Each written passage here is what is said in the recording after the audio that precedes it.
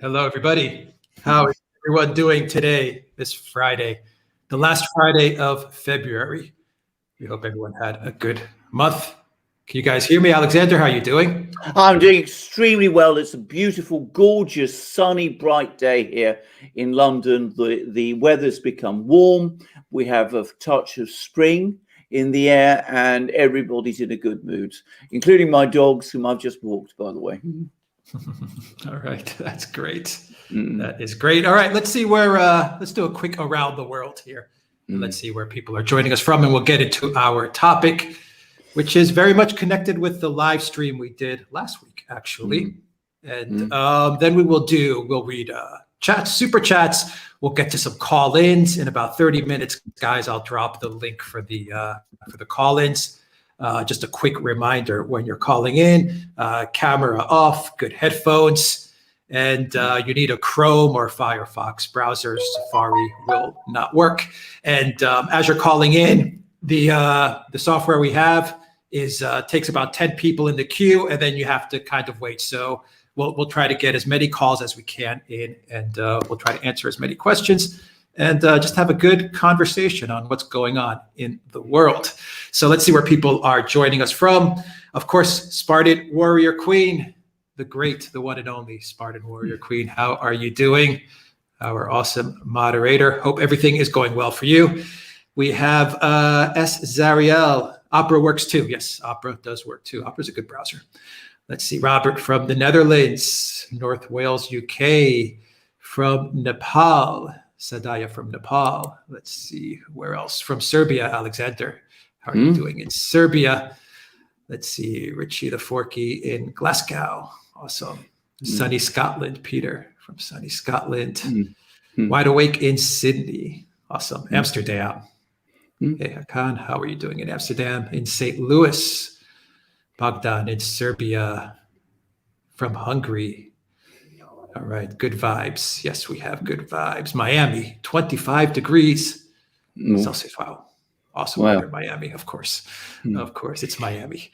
Let's see, from Bali, Scotland as well, Norway, Slovenia, Lechat. How are you doing, Lechat? Asheville, North Carolina. Hello from Arizona. Awesome, Arizona. My former home in Phoenix, where I used to live. Camp Hill, Pennsylvania, USA. Awesome. Hello in Ireland, everybody in Ireland. How's everyone doing in Ireland? From Taiwan.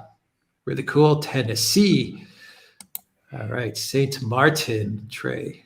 How are you doing, Trey? In St. Martin in Germany. Periscope, Thailand. Cyprus here. All right. Cyprus is also here. And we've got Alexander in London. Alexander Mercurs, how are you? Alexander, how are you? Tell us something else. Tell us something else, Alexander. What to say? I mean, extraordinary, interesting things going on in the world, which we will no doubt, of course, cover and discuss and speak about today. And I'm really very much looking forward, and I know Alex is also, to interacting with viewers. We did it for the first time in our last live stream. We both hugely enjoyed it. We were also tremendously impressed, awed even, by the quality of the questions we were getting, which really stretched us. And that's what we enjoy, and that's what we love, and that's what we look forward to. And I would ask anybody who feels at all nervous or shy about it, please put all that aside. Tell us what you think. Your views are welcome. We want to hear them, and we want to answer your questions too. All right, let's see. Canada, Florida, Vermont, Sweden.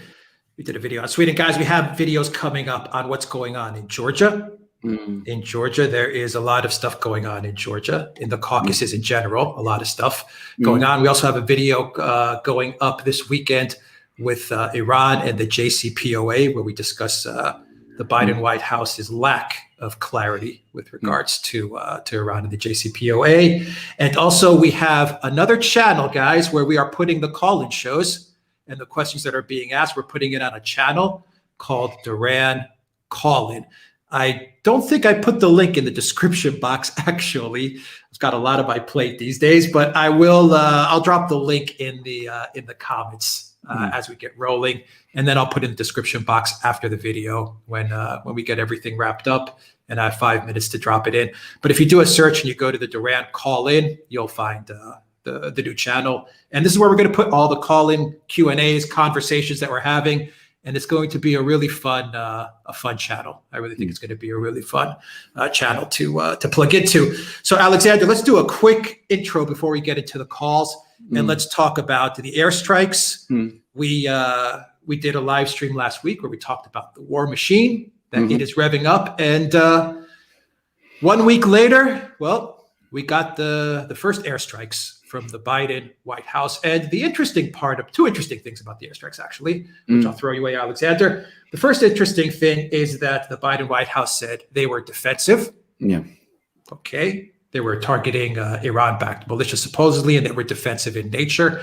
The second interesting thing is Jen Psaki and some other White House officials actually got called out because when Trump had the airstrikes after the Soleimani affair, Psaki especially came out very hard on Trump and the Trump White House, saying, okay, Assad is a dictator and Assad must go. Okay, the usual rhetoric. But she said, I can't believe that Trump is doing this and the Trump White House is doing this. And a lot of other Biden officials came out hard against Trump. To be fair, the mainstream media actually called Trump a real president when he did have those airstrikes. They were happy about it. Now the mainstream media, the neocons, the neoliberals, everyone, the think tanks, they're ecstatic about the fact that Biden is ramping up the war towards Syria. And Alexander, I also want you to address, perhaps as you're talking and you're doing the intro for this, I also want you to take a step back and kind of paint the picture as to how things are looking geopolitically, because it's my opinion, and as we've done the videos this week, that we're starting to see some sort of foreign policy emerge from the Biden White House. As erratic and crazy as it looks, there seems to be some strategy, and I believe, this is my opinion, I believe it's trying to keep Russia off balance, i.e. Navalny and domestic troubles in Russia on the one hand, demonization of Russia and Putin on the other hand, and of course, stirring up trouble in the Caucasus. And I also believe they'll do some stuff in Ukraine as well, knowing that you have Biden as president. I expect some trouble in Ukraine. So I think they're definitely focusing in on Russia, trying to keep Russia occupied, trying to keep Russia off balance as it's trying to create a lot of little fires for Russia, while they focus in, I believe, on Syria and Iran. So anyway, that is my short intro, and I'm going to pass it off to Alexander so he can give you guys the lowdown as to what's going on. Alexander, the floor is yours. Indeed. Well, let's just talk firstly about these airstrikes. They appear to have happened somewhere in eastern Syria, away from the major concentrations of the Russian military in Syria. The major Russian bases in Syria are near the Mediterranean Sea. So that's in western Syria, some distance away. But of course, the Russians have interests in eastern Syria too. And these attacks are expressed as being contrary to Iran and as about being defensive in nature. Well, the United States always claims, whenever it attacks anybody, that it's doing it defensively. When it attacked Iraq in 2003 and attacked Saddam Hussein and overthrew the Iraqi government and set, in train all the chaos in that country. Well, if you remember, I'm sure lots of people remember, it was all expressed as being preemptive, a preemptive defensive move. In other words, preempting a potential chemical or biological or even, God help us, nuclear attack from Iraq. And of course, subsequently, we found that there was no reality to that at all. So the US always says, when it launches attacks on someone, that it's acting defensively. We should not take that seriously. Now, it is true that there have been some attacks on US military installations in Iraq, not in Syria, note, in Iraq. And what the Biden White House has been trying to do is it's been trying to somehow conflate those attacks in Iraq, a different country, with the strikes that they've launched in Syria, implying or insinuating that in some way that hasn't really been explained, the Iranian presence in Syria is responsible for the attacks the US military has experienced in Iraq.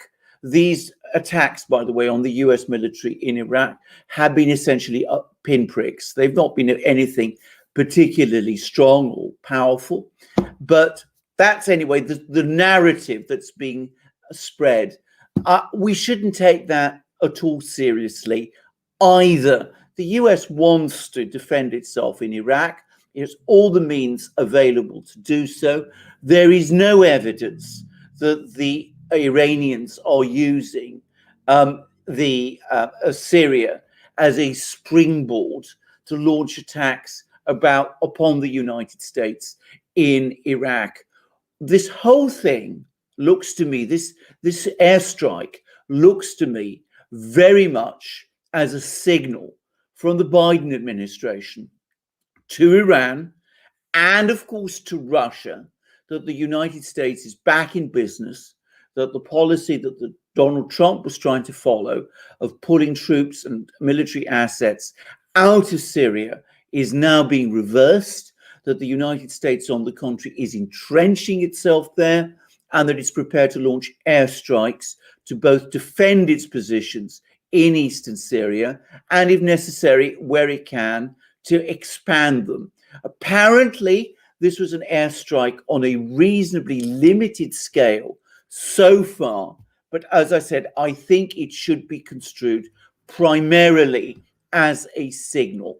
And I think that, as Alex correctly said, is part of the general, if you like, grand strategy which we are seeing at the moment, which is to try to keep, especially the Russians, constantly off balance around the world. There was even a Rand Corporation study which said that the United States should try to do that by launching pinprick attacks against Russia or Russian assets in Syria, by creating instabilities in places on Russia's borders, by ramping up rhetoric against Russia, by doing everything that the United States can to destabilize or slow down the development of Russia as part of some agenda to achieve, well, I'm not always quite clear what exactly, but perhaps to detach Russia from China, or perhaps to create chaos in Russia, or who knows. The Russians are fully aware of all of this. And in fact, on Wednesday, no less a person than Vladimir Putin brought together a group of security officials, and he made a number of points to them, and they've actually been made public. And I will read out what he actually said, some of what he said. He said, this is something we've been well aware of for a long time. This is the so-called containment policy towards Russia. This is not competition as a natural part of international relations, but a consistent and highly aggressive policy aimed at disrupting our development, at slowing it down and creating problems along our external perimeter and contour, provoking internal instability, undermining the values that unite Russian society, and ultimately at weakening Russia and forcing it to accept external management, just as this is happening in some post-Soviet states. Now, that's exactly the analysis that Alex gave you. And you see that Putin himself, no less a person than Putin, on Wednesday spoke about it and clearly shares it. So that's the challenge the Russians see. And I would say that they prepared themselves, and they've been taking increasing numbers of steps to insulate themselves from this sort of thing. And if you went on and read Putin's comments in further detail, you would see that they're not only ready for this, they're actually confident that they can ride it out. In fact, they're extremely confident that they can ride it out. Given which, I do wonder again what the logic of this policy is. But it does seem to me that this is now very hardwired into the neocon foreign policy establishment in Washington. Donald Trump came under enormous grief when he tried to resist it. Joe Biden doesn't intend to resist it. To a great extent, he even shares it, and he's going along with it. So we see all of these pinprick attempts to try to keep the Russians off balance. They're not, I think, in their own terms, going to succeed. But the danger is that the momentum behind them will push for ever greater escalation.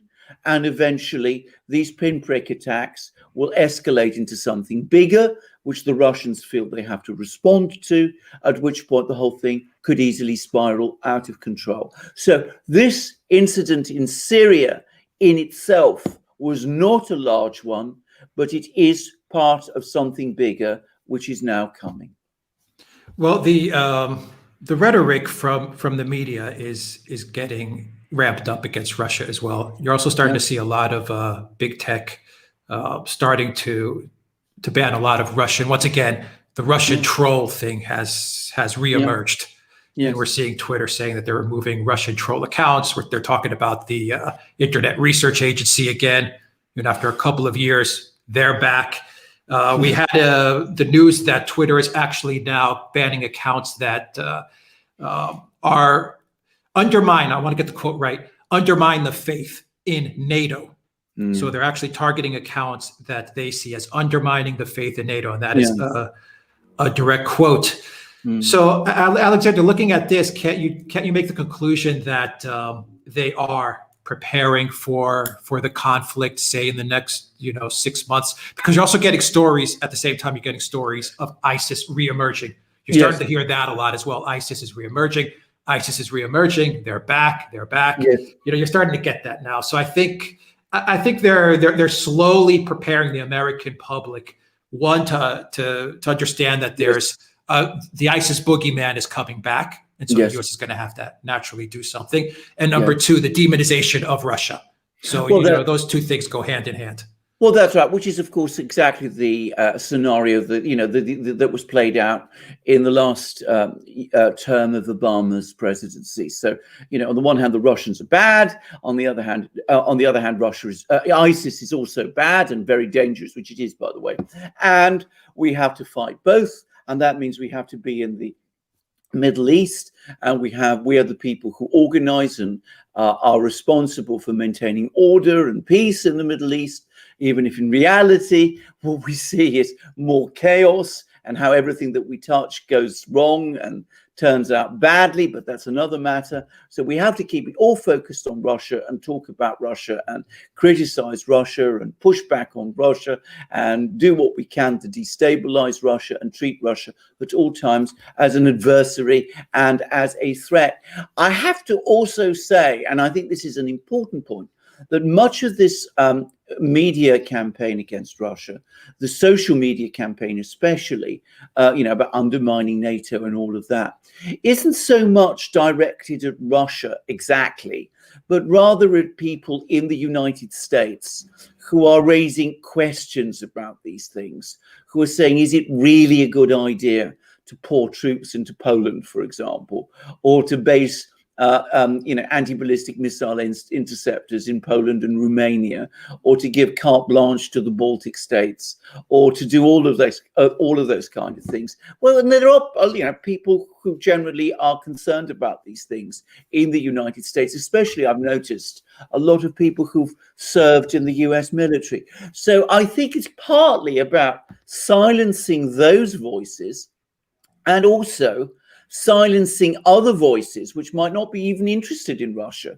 might not be really concerned about NATO, might not be interested in foreign policy exactly, but do have very fundamental criticisms about a lot of the internal direction that the United States is taking and might want to raise queries or challenges to some of the policies that the Biden administration and the Democrats are pursuing in the United States. So you could say, well, these people are undermining our democracy. They're obviously in league with the Russians. They're part of some great Moscow orchestrated plot.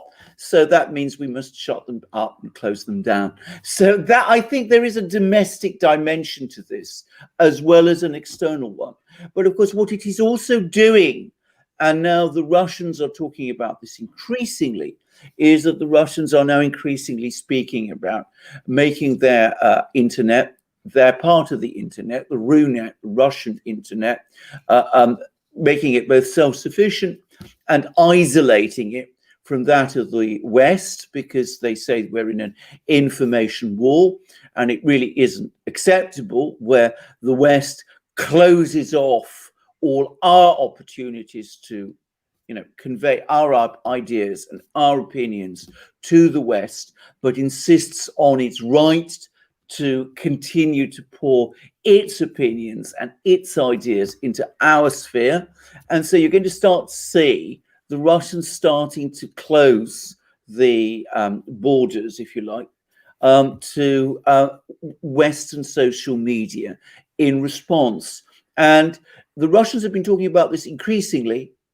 And in fact, Putin actually indicated that this is what they were going to do. And he even gave reassurances that before the Russians closed down any Western platform, any American platform, they would make sure that there was an equivalent Russian platform that Russians could use in place of the Western platform that they had used previously, which to my mind is almost an indication that that's what they're going to do. They're going to start working on setting up their own platforms preparatory to cutting their internet off from ours, perhaps not entirely, but to a very great degree. So we're seeing all this happening, and we're seeing this complete cut off of relations. And of course, we've had these comments by Foreign Minister Sergei Lavrov that I talked about in my own channel. He's given 2 very interesting interviews to Russian journalists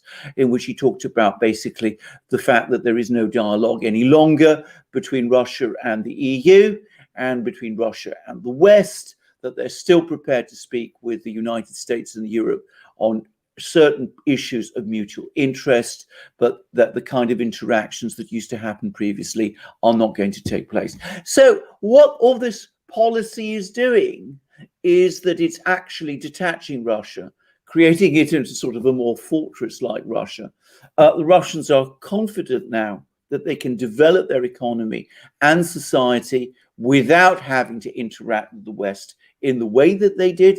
And of course, it's pushing the Russians into an ever closer relationship with China. None of that seems to me at all in the West's interests. But as we've discussed before, it is what the neocons in Washington are hardwired to do. All right, a couple more questions, then we'll get to super chats and we'll start taking calls as well. China is the big winner in all of this, like you said, Alexander. Correct. I mean, they get Russia on the one hand, and they also get to see the U.S. bogged down in these senseless conflicts. China ends up being the winner. Absolutely. I mean, this is one of the great strange paradoxes of the Obama-Biden, the O'Biden, if you like, policy, is that in the end, what it does is weaken the United States and strengthen the US's biggest and most dangerous international competitor and adversary. And what makes it also strange is that at some level, there are people in Washington who seem to understand that. I mean, there's been a whole string of Pentagon officials who've been coming along and saying, well, our real challenge isn't Russia, it's actually China. China's a much bigger country, far more powerful, very much richer. They are, catching up with us economically. They've even surpassed us in some spheres. So we've got to find some kind of way to contain them. So what do? They, instead of trying as Trump, I think, was trying to do, which is detach Russia from China, they're actually pushing Russia closer towards China. So the result is that the Russians are now cooperating with the Chinese on a whole range of things. They're providing the Chinese with gas turbine technology, which the Chinese were behind in. They're providing the Russians with access, apparently, to lithium deposits in eastern Russia, which have been barely exploited, which will make the Chinese less dependent on lithium from places like Chile. They're now providing the Chinese with liquefied natural gas from the Arctic and are inviting the Chinese to invest in the Arctic. And of course, we now also have joint military exercises between the Russians and the Chinese. And in the last few months, it's gone beyond exercises. The Russians and the Chinese, their air forces, have actually been on joint patrols for the first time in history. They didn't even do that during the time when the Soviet Union and China were allies in the 50s. Now, I can't honestly see how that is in the interests of the US. And of course, lots of people will say, well, this isn't good for Russia because Russia is going to be absorbed by China, and many Russians probably won't like that. But I come back to what Putin said.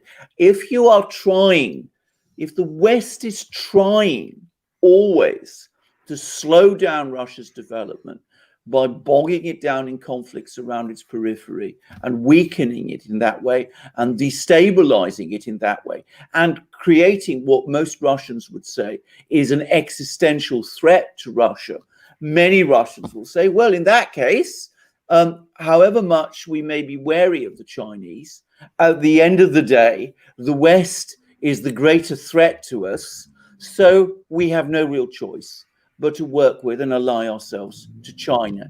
Actually, I get the impression that the Russians think that they're strong enough to be able to work with the Chinese and not be absorbed by them.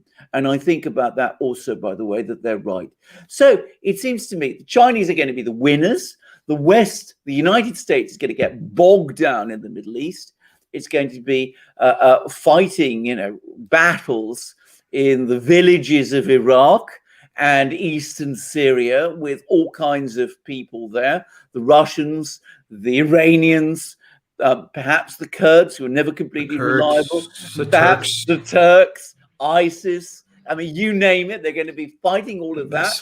It's a mess. They're going to get themselves involved again in Ukraine, which is also a mess. I was reading actually somewhere that now living standards in Ukraine are only fractionally higher than they are in places like Uzbekistan, which says an awful lot. So, I mean, they're going to meddle in the Caucasus, where, to be very clear, the Russians have an overwhelming advantage and will always, in the end, win any confrontation. And in the meantime, China just goes on getting stronger. So I don't really see the logic of this at all. But there we are. I mean, that's the neocons for you. Kagan, I saw that Robert Kagan is back.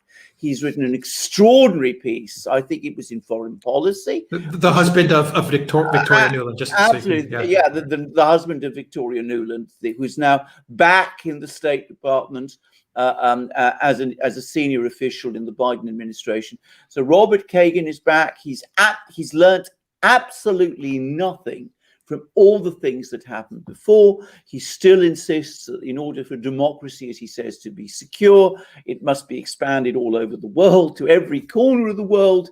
And that is the mission that the United States must impose upon itself. And that means, in effect, perpetual war, constant intervention, constant sniping at countries like Russia and China. And I'm afraid it's him and people like him who are once more in charge. Right. Kagan's going to lecture the world on democracy. Well, indeed. Right. Okay. Absolutely. Oh, okay. But as I said, he's back. I mean, he's in foreign policy. America is back. Exactly. Let me read you a tweet, Alexander, just a funny tweet, which says, Biden taking his first steps towards the Nobel Peace Prize by bombing Syria. Okay. Two more questions. We'll get to super chats. We'll get to calls. One quick question. The nuclear codes that they want from Biden, and no State of the Union, any of this connected to Biden's inability to govern, especially what looks like to be a foreign policy disaster in the making. And that can lead you into maybe just giving 5 minutes insight into the Iran situation, JCPOA, and that. So nuclear codes, no State of the Union. Biden looks completely lost, and they're trying to deal now with Iran. I have to say that I find this extraordinary. I think I'm glad you brought this up because this is an extraordinary situation. I mean, we were discussing a short time ago, we did a program about this, about the fact that Kamala Harris is now calling world leaders like Emmanuel Macron and Justin Trudeau, and is talking to them as if she was the president, not on specific topics that she's been assigned by the president, but about the whole range of US relations and US policies, which is extraordinary. Now we have this suggestion that Biden shouldn't be entrusted all by himself with the nuclear codes. And this is coming from people within his own party. And now there's not going to be apparently a State of the Union address either.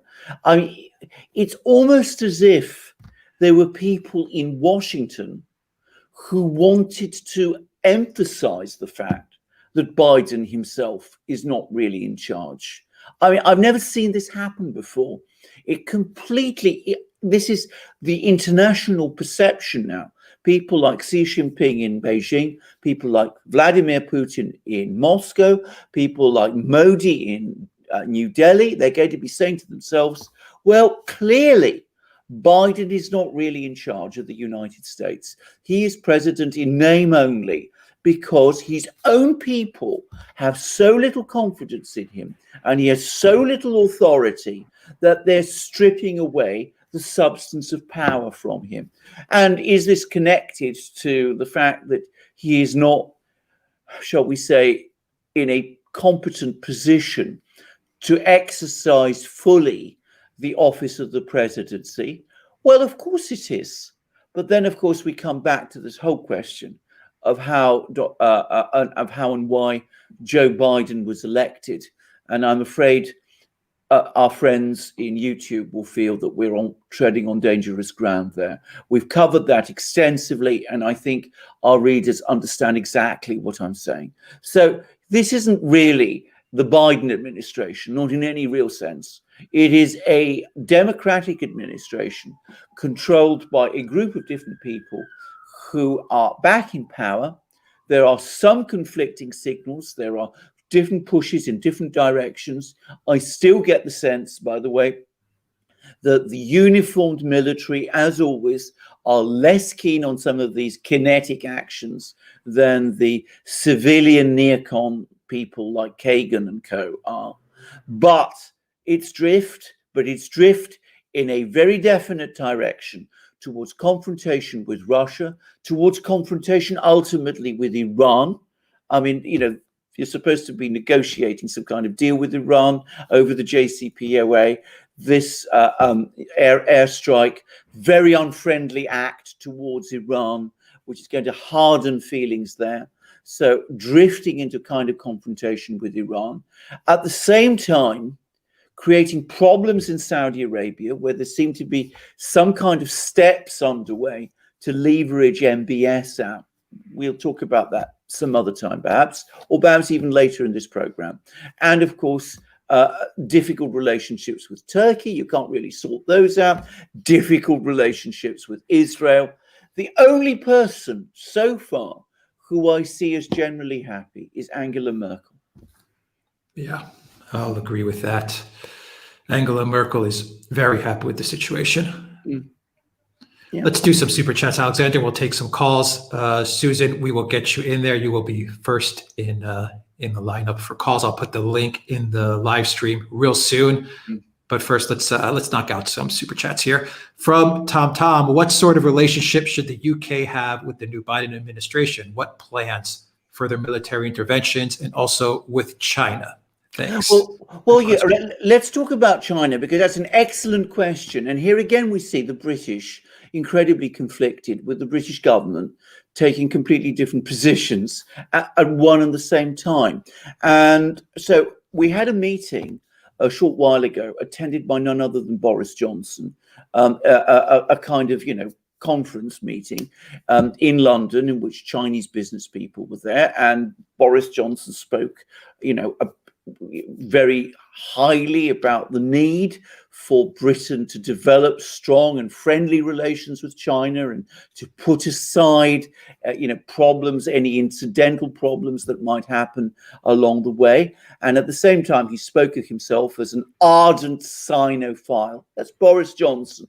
At the same time, this same Boris Johnson, or rather his government, are taking steps against Huawei, the Chinese communications giant.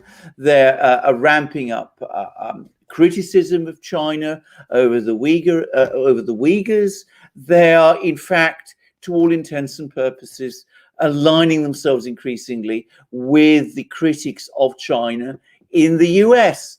And the Chinese have watched and heard all of this. And there was an absolutely scathing article about it in the Chinese media outlet Global Times, which reflects the opinion of the Chinese leadership, which says that the British want to have their cake and eat it as well, and the Chinese are not prepared to let them have it. So if the British want a trade deal with China and talk and behave in this way, they're not going to get it. So that's, I'm afraid, British policy towards China, confused and muddled and not clear about what the British want to do. Ultimately, and this is my own view, Britain will align itself always with the United States. It's been a firm ally of the United States ever since the Second World War.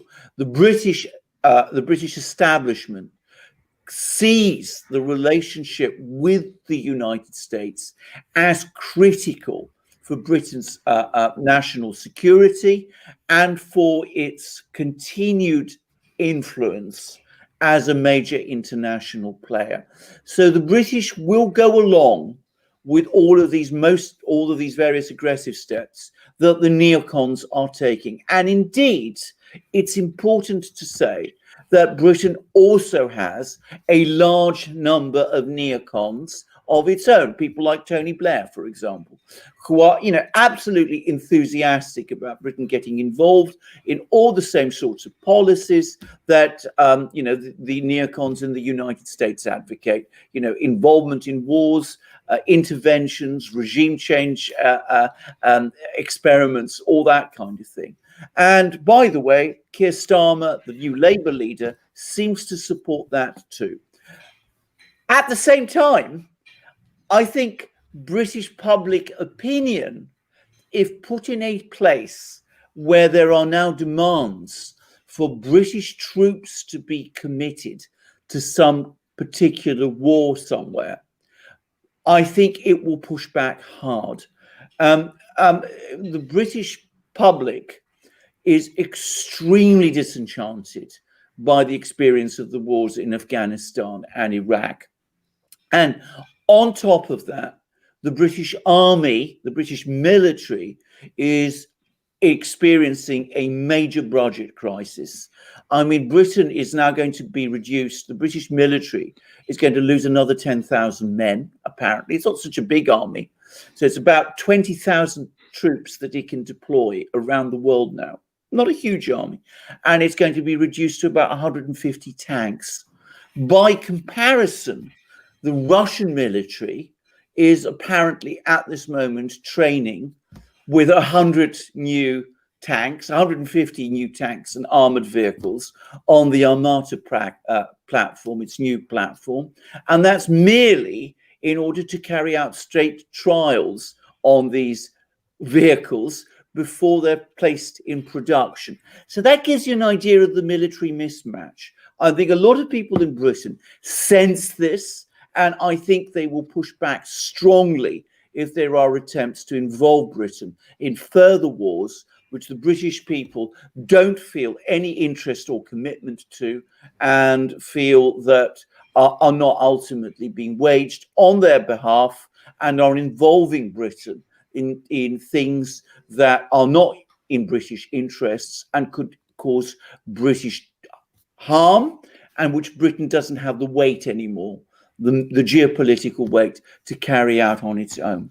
What the British will do and are doing on a big scale is that they're, of course, engaging in their usual intelligence work. We've seen all these latest leaks from Anonymous, which talk about the way Britain tries to help media operations in Russia, very ineffectively, I might add. And of course, it did the same in Syria. So you see all of that going on, the British, doing all the covert stuff. But I think if they, and providing diplomatic and political support, but I think if it comes to actual involvement in wars, which involves deployment of British soldiers, there will be a lot of resistance. That is my feeling. Yeah. Blair is back. Blair is back. The Kagans are back. Newland is back. The Cheney family is back. Absolutely. Oh my God. Absolutely. What a nightmare. What a nightmare this is turning out to be. I will say one thing, which is that I don't think these people ever really went away. I mean, Donald Trump had no time for any of them, and he tried to drive them out. But in fact, what essentially happened was instead of him driving them out, they drove him out. Not completely. I mean, he might come back, but, they were always there in the background. They were always there, they were always this chorus in the background, and not just in the background. I mean, they were also embedded in the Foreign Service, in the Pentagon, in the security agencies. And they made Trump's life an impossible one.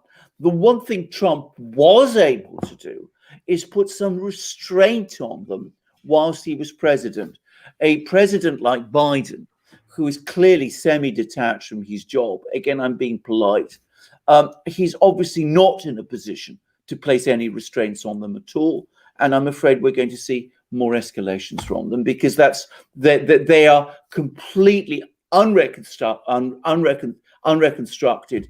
They have no doubt about what they're doing. They didn't before, they don't now, and they haven't learned anything. Yeah. Hillary Clinton is writing a spy novel or something, and Barack Obama has a podcast with Bruce Springsteen on Spotify. Okay, well, from Flying Boar, Alexander, something needs to be done in Syria. I mean, the U.S. doesn't care about international law. It's time to push back against them, give them another Vietnam. That's from Flying Boar. Well, that's a very interesting, actually, because I think things are actually starting to happen in Syria. So we had this attack by this airstrike by the US in eastern Syria. But of course, there's a huge amount of internet chatter at the moment.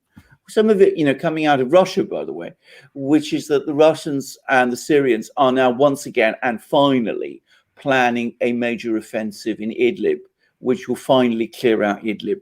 There are reasons for this. Firstly, there is this attempt to repackage, the local Al-Qaeda franchise in Idlib as the new moderate opposition. So they want to strike before that happens.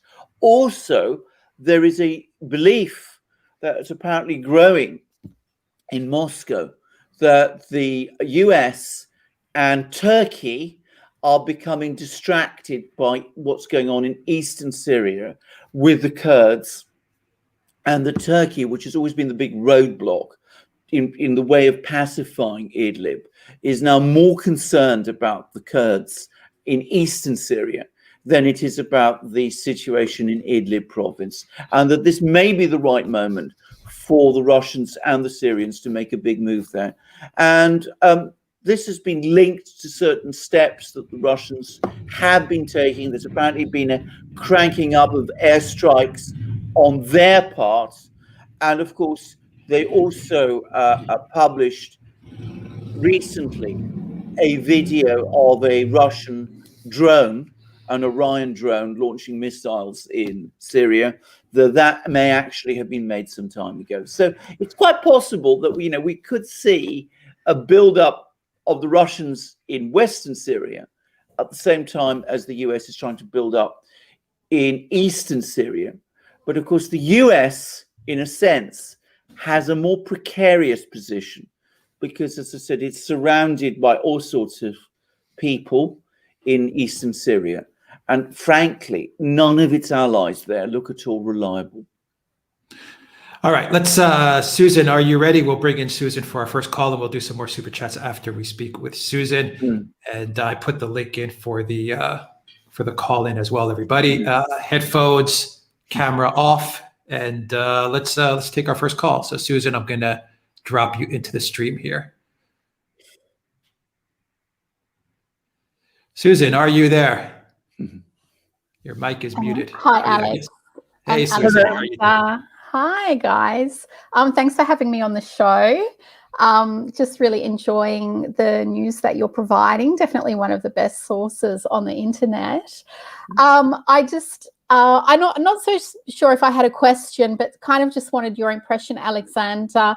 I've just received contact this week on my through my academic activity from Langley-based contractor looking for my information to help them acquire new contracts that have just come out from the DoD for democratizing the Gulf states to keep the citizens distracted while the Americans are bombing Syria, I assume. The whole thing's just becoming more and more like a Hollywood movie all the time, as everybody knows, I think. And now that we've experienced the collapse of Hollywood during the COVID period, and the outsourcing or Netflix coming on and that sort of thing, Hollywood's needing some money. So now we've got Steve Mnuchin setting up a project to draw on Gulf states' sovereign funds to pay for Hollywood projects as well as finance projects in the United States. Okay, so Alex just mentioned actually about Hillary writing her spy novel and Obama moving into entertainment too, along with, Prince Harry, Meghan Markle and so on. And now, ironically, we've got this Gulf states people essentially paying for that while America's, going to be bombing the crap out of Syria. And of course, there's so many Iranians who live in the Gulf states. And, they're right next door. And I just wanted your comments on this kind of game that they're playing, with the potential, of course, also because America is constantly drawing on people from the Gulf, impoverished and stateless Arabs alike, to also fill up the spare positions in ISIS, to plump up the ISIS trumps. Know that for a fact, okay? That's a constant funnel. And I was aware that ISIS was being formed because it was being talked about in Kuwait from 2014. Okay, so that was common knowledge. So just wondering, what you think about this Steve Mnuchin Hollywood Gulf thing going on while the war in Syria is going to be amped up. Well, first of all, can I thank you, Susan, for all this extraordinary and wonderful amount of information you've given us, because that is really very interesting and extraordinarily helpful. Now, it seems to me, I mean, again, it shows to my mind the extent to which, I mean, some people in Washington are finding it increasingly difficult to separate fiction from fact, and are so busy creating fantasies, if you like, and thinking that they apply them to the real world, that they are losing sight and control of the real world. And of course, you have all this huge amount of Gulf money sloshing into these projects. People are making all kinds of money out of this, and at the same time, they think that they can promote some kind of agenda because this is the way that it's done. It's like a bunch of Hollywood producers are out of business, and they're finding a sort of their outlet in sort of reshaping the Middle East. It's bizarre. I mean, it really is, a tail wags the dog type situation. I think we all remember that extraordinary film. So this is very remarkable. This is astonishing stuff. It can very easily get out of control. I mean, that's the other thing to say. I mean, we saw how ISIS got out of control, which it can do. And if you start obviously getting Gulf money into media projects, well, of course, that money doesn't come without strings. The Gulf people who put up that money will want their own agendas followed. And that also may not turn out very well in the end.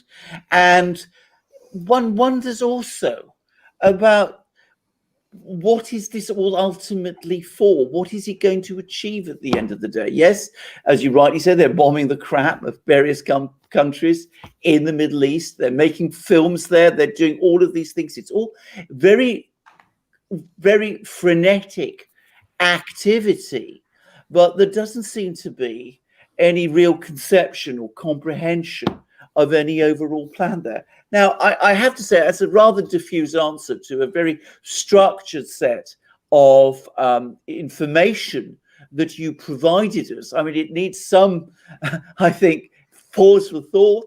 But I mean, I wasn't aware that this was going on, and it is remarkable. I see it partly as the influence of the nationalism and the increased socialism in the United States, and the commonality that those modes of thinking have with some of the key political players in the Gulf who are behind the authoritarian governments, who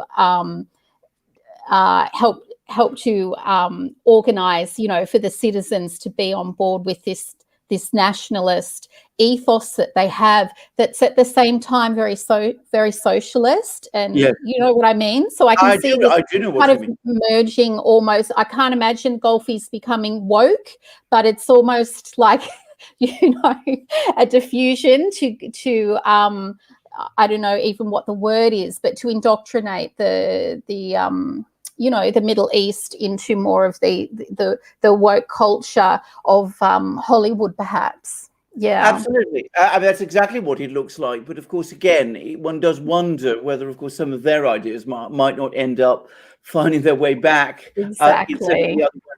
Can I ask, Susan? I mean, you come across as someone who is extremely familiar with the Gulf. I mean, you've been to Kuwait. So, I mean, clearly you seem to know an awful lot about this area.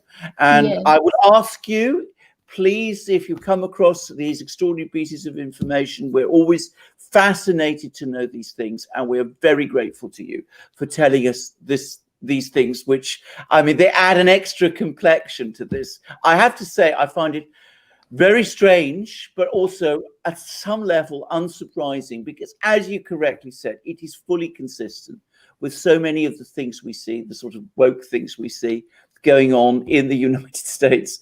And they seem to be coming along and bringing them to the Gulf, and goodness knows how it's all going to turn out there. Yeah, and the fencing off of Washington, Exactly. which is a little bit more like the Arab world, isn't it? We had a theater production in the impeachment. So yeah, absolutely. There was complete theater with that impeachment trial of Trump. All right, Susan, thank you very much. Thanks so much for having me on, guys. Thank you very much. Yes.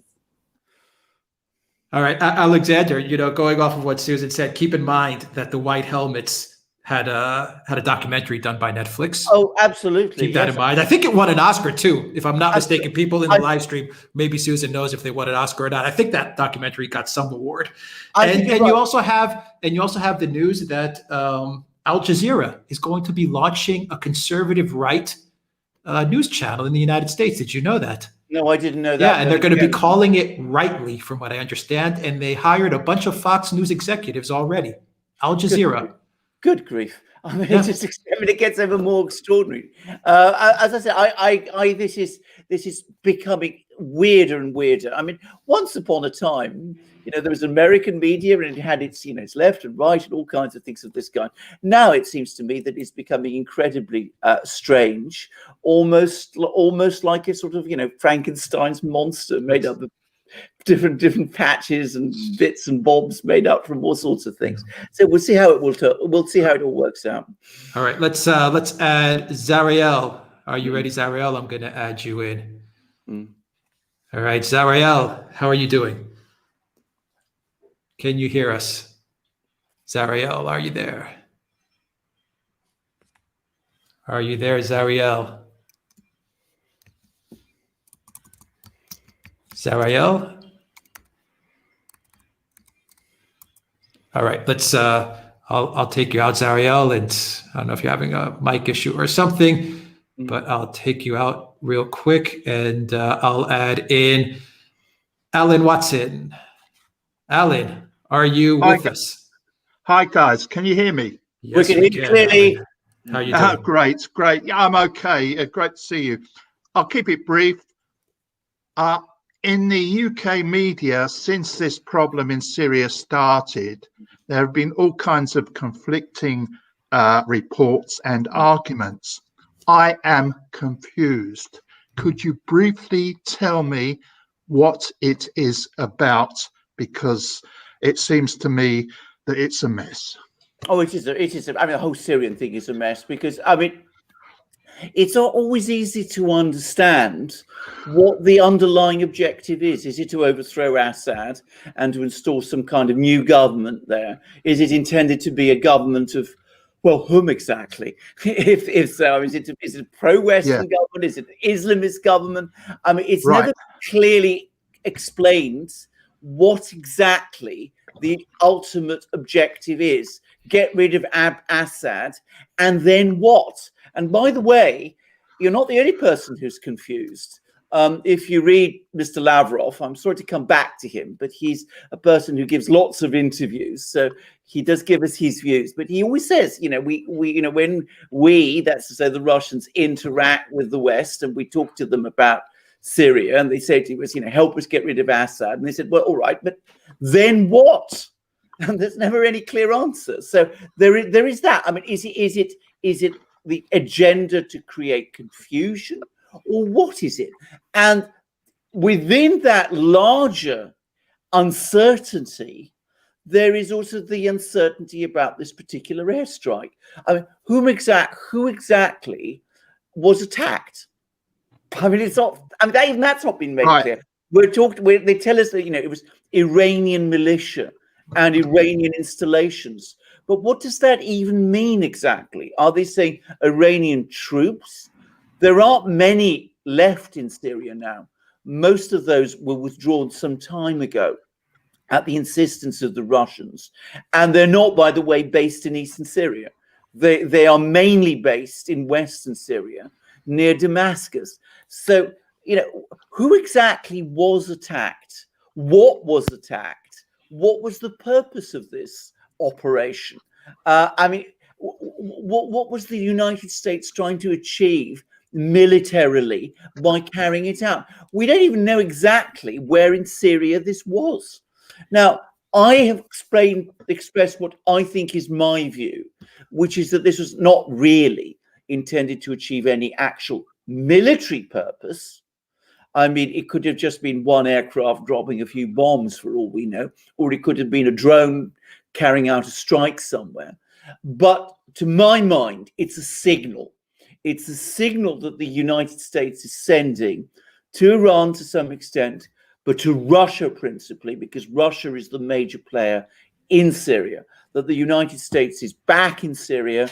It's not going to withdraw from Syria. It's going to continue to entrench itself in eastern Syria, where it controls Syria's grain-producing regions and its oil wells, and that it's not going to pull out, and that it still wants and is still pursuing its campaign against President Assad's government in Damascus. Now, that, it seems to me, is what it was, but I am still unclear about what the underlying overall strategy is. Now, my colleague Alex says chaos. You create chaos, you involve the Russians in that, you somehow drag the Russians in by creating chaos in their southern regions.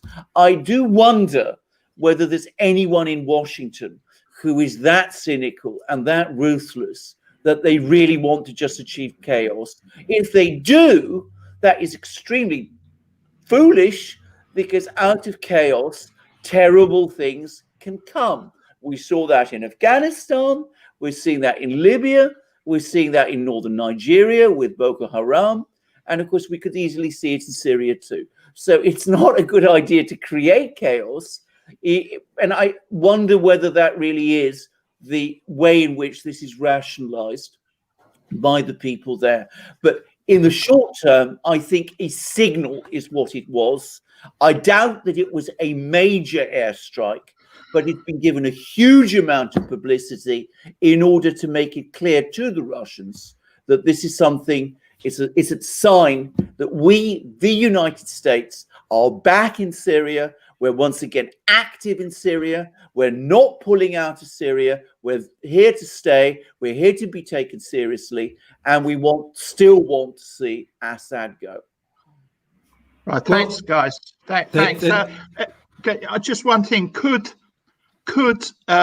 something start which would blow up the whole Eastern Mediterranean? I'm thinking of Egypt, Turkey, indeed Greece as well. Could something happen that would spread it into the Mediterranean? Absolutely. I mean, let me give you an example. In 2015, which is when the Russians intervened, before the Russians intervened, ISIS was at the gates of Damascus. Damascus is very close to the Mediterranean. Damascus probably would have fallen to ISIS within weeks. Now, ISIS is one of the two cities that was once in, primeval, in ancient Arab history, the capital of the Islamic Caliphate. So you would have had the Caliph, the ISIS Caliph, in a caliphate, in a caliphal capital with the black flags there. The effect on that, on the Middle East, would have been tremendous. You'd have had all sorts of people rallying to support ISIS at that time, and that could easily have, destabilized countries like Egypt, countries like even Saudi Arabia, even places like Lebanon. I mean, it would have been a calamity on an almost extraordinary scale. And of course, inevitably, if that happens in a place like Syria, then it would have repercussions elsewhere. It would have repercussions in Turkey, where the government, anyway, the Erdogan government is already, very Muslim aligned, in Cyprus, of course, in Greece, everywhere across the Eastern Mediterranean, and not just the Eastern Mediterranean, throughout the Islamic world. It didn't happen. It was narrowly avoided, but the danger of something like that happening again in the Middle East is always there. We were Alexander, we were 12 kilometers away from Damascus falling. People forget that. 12 kilometers away from ISIS taking over Damascus if the Russians did not step in, and the Iranians. Yes. People forget what the Russians and the Iranians did to prevent Damascus from falling. 12 kilometers, and that city would have been over. Yes, exactly. And, the implications of that is just, are unbelievable. They are incalculable. And that would have been a tremendous blow up in the Middle East. And it's astonishing that there are people in Washington who are still prepared to play with this kind of fire, if you like. But it seems there are. They have no reverse gear. They have no reverse gear, guys. It's that Wesley Clark list of countries that have to fall. Remember that list? Yes. I forgot how many years ago, where Wesley Clark, called the countries that need to go through regime change. They don't have a reverse gear, and Syria it's just occupying all their headspace. Let's not forget that even when Trump tried to pull out of get troops out of Syria to a certain extent, they didn't listen to him. No, they didn't, and they came out and they said it. We didn't listen to him. We told him we pulled out troops, but we didn't pull out any troops. Exactly. What does that tell you? Well, they didn't. Not only did they not pull out troops, they were lying to Trump, telling them that they were pulling out troops when the actual troop numbers were increasing. This is the degree of obsession that they have about this. And of course, by the way, going back to American politics, something we have had to talk about a lot on the Duran, of course, there were lots of people in Congress, including erstwhile allies of Donald Trump, people like Lindsey Graham, who are enthusiastic in backing this policy. It's Donald Trump was very isolated in Washington by trying to pull back. All right. Thanks, guys. Thanks you, Alan. Very much. Thank Bye. you. Take care, Alan. Bye-bye. All right, let's bring in Zariel. Zariel, you're up. How you doing? Good afternoon, gentlemen. Can you hear me? Yes, we can. Good afternoon. Absolutely. Good afternoon. Good afternoon. Great thought a while ago, the Nobel Peace Prize for President Biden. Strangely, Donald Trump does not get it or isn't even nominated, and he didn't even start a war, but whatever. The Alan just was asking the question if anything else could happen in that area. And with these new strikes, does it give Turkey actually the opportunity to rise up again and cause mayhem or havoc between the NATO and Russia again? My second question would be, did you guys hear about the non-signing of the nuclear proliferation agreement between Israel and the United States? Last question, where's Peter? Is he coming back? Well, Thank you. Thank you, Zariel. Let's take this step by step. So first of all, will we see? Let's start back. Let's talk about Peter first. Turkey. Let's talk about Turkey. The Turks, which is a very good question, because that's very good question, because of course the Turks are in pole position now. They're in an extremely strong position in the Middle East. They're extremely well played to play off the US and Russia off against each other.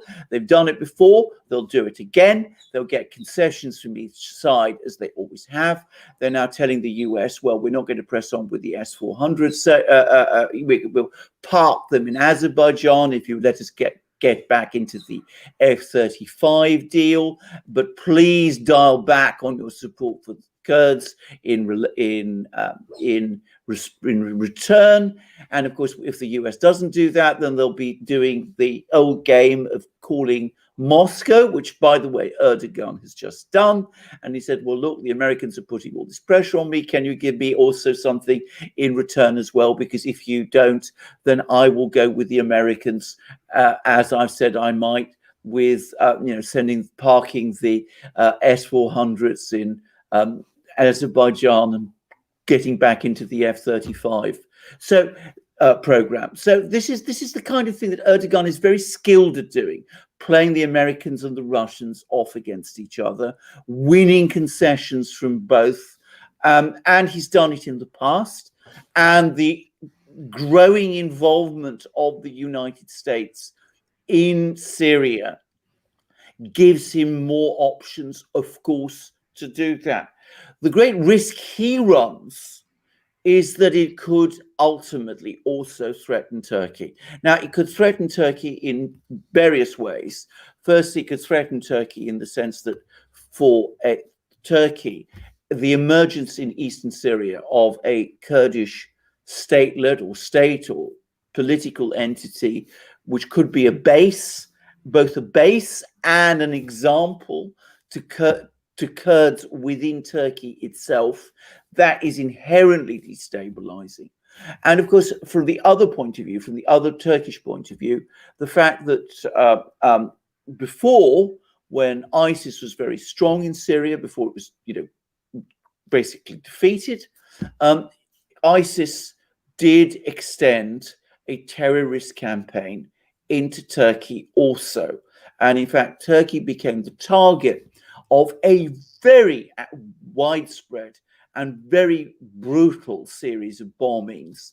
There's some uncertainty as to who exactly was responsible for all of that, but there were worries that parts of Turkey's own population was becoming radicalized, and it is widely believed, and I believe, by the way, that it was largely the work of ISIS that was behind all of these things. So for Turkey, great opportunities, also great dangers from all of this. And I'm afraid that Erdogan is a person who tends to go with the opportunities and discount the dangers, both to Turkey itself and to the larger Middle East, and in terms of international security also.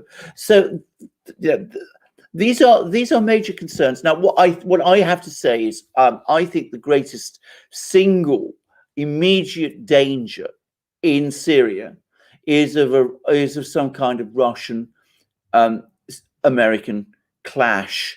We've actually been very close to that on a number of occasions. There have been incidents where American and Russian soldiers have come into contact with each other and have faced off with each other. There was an incident some years ago where the US launched an airstrike against Russian mercenaries.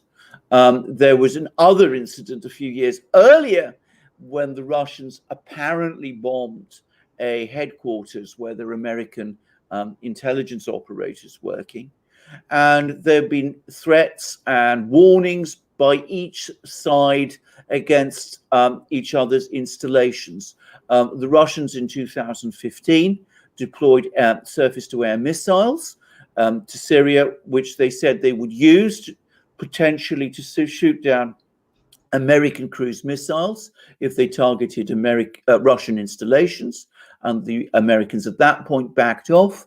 And then there was another incident there were two incidents after the US launched airstrikes when the Russians cut off communications between their forces in Syria and US forces in Syria and started to paint American planes with their radar signals. In other words, show US aircraft in Syria, flying over Syria, that the Russians were tracking them in a way that might have made it possible for the Russians potentially to shoot those aircraft down.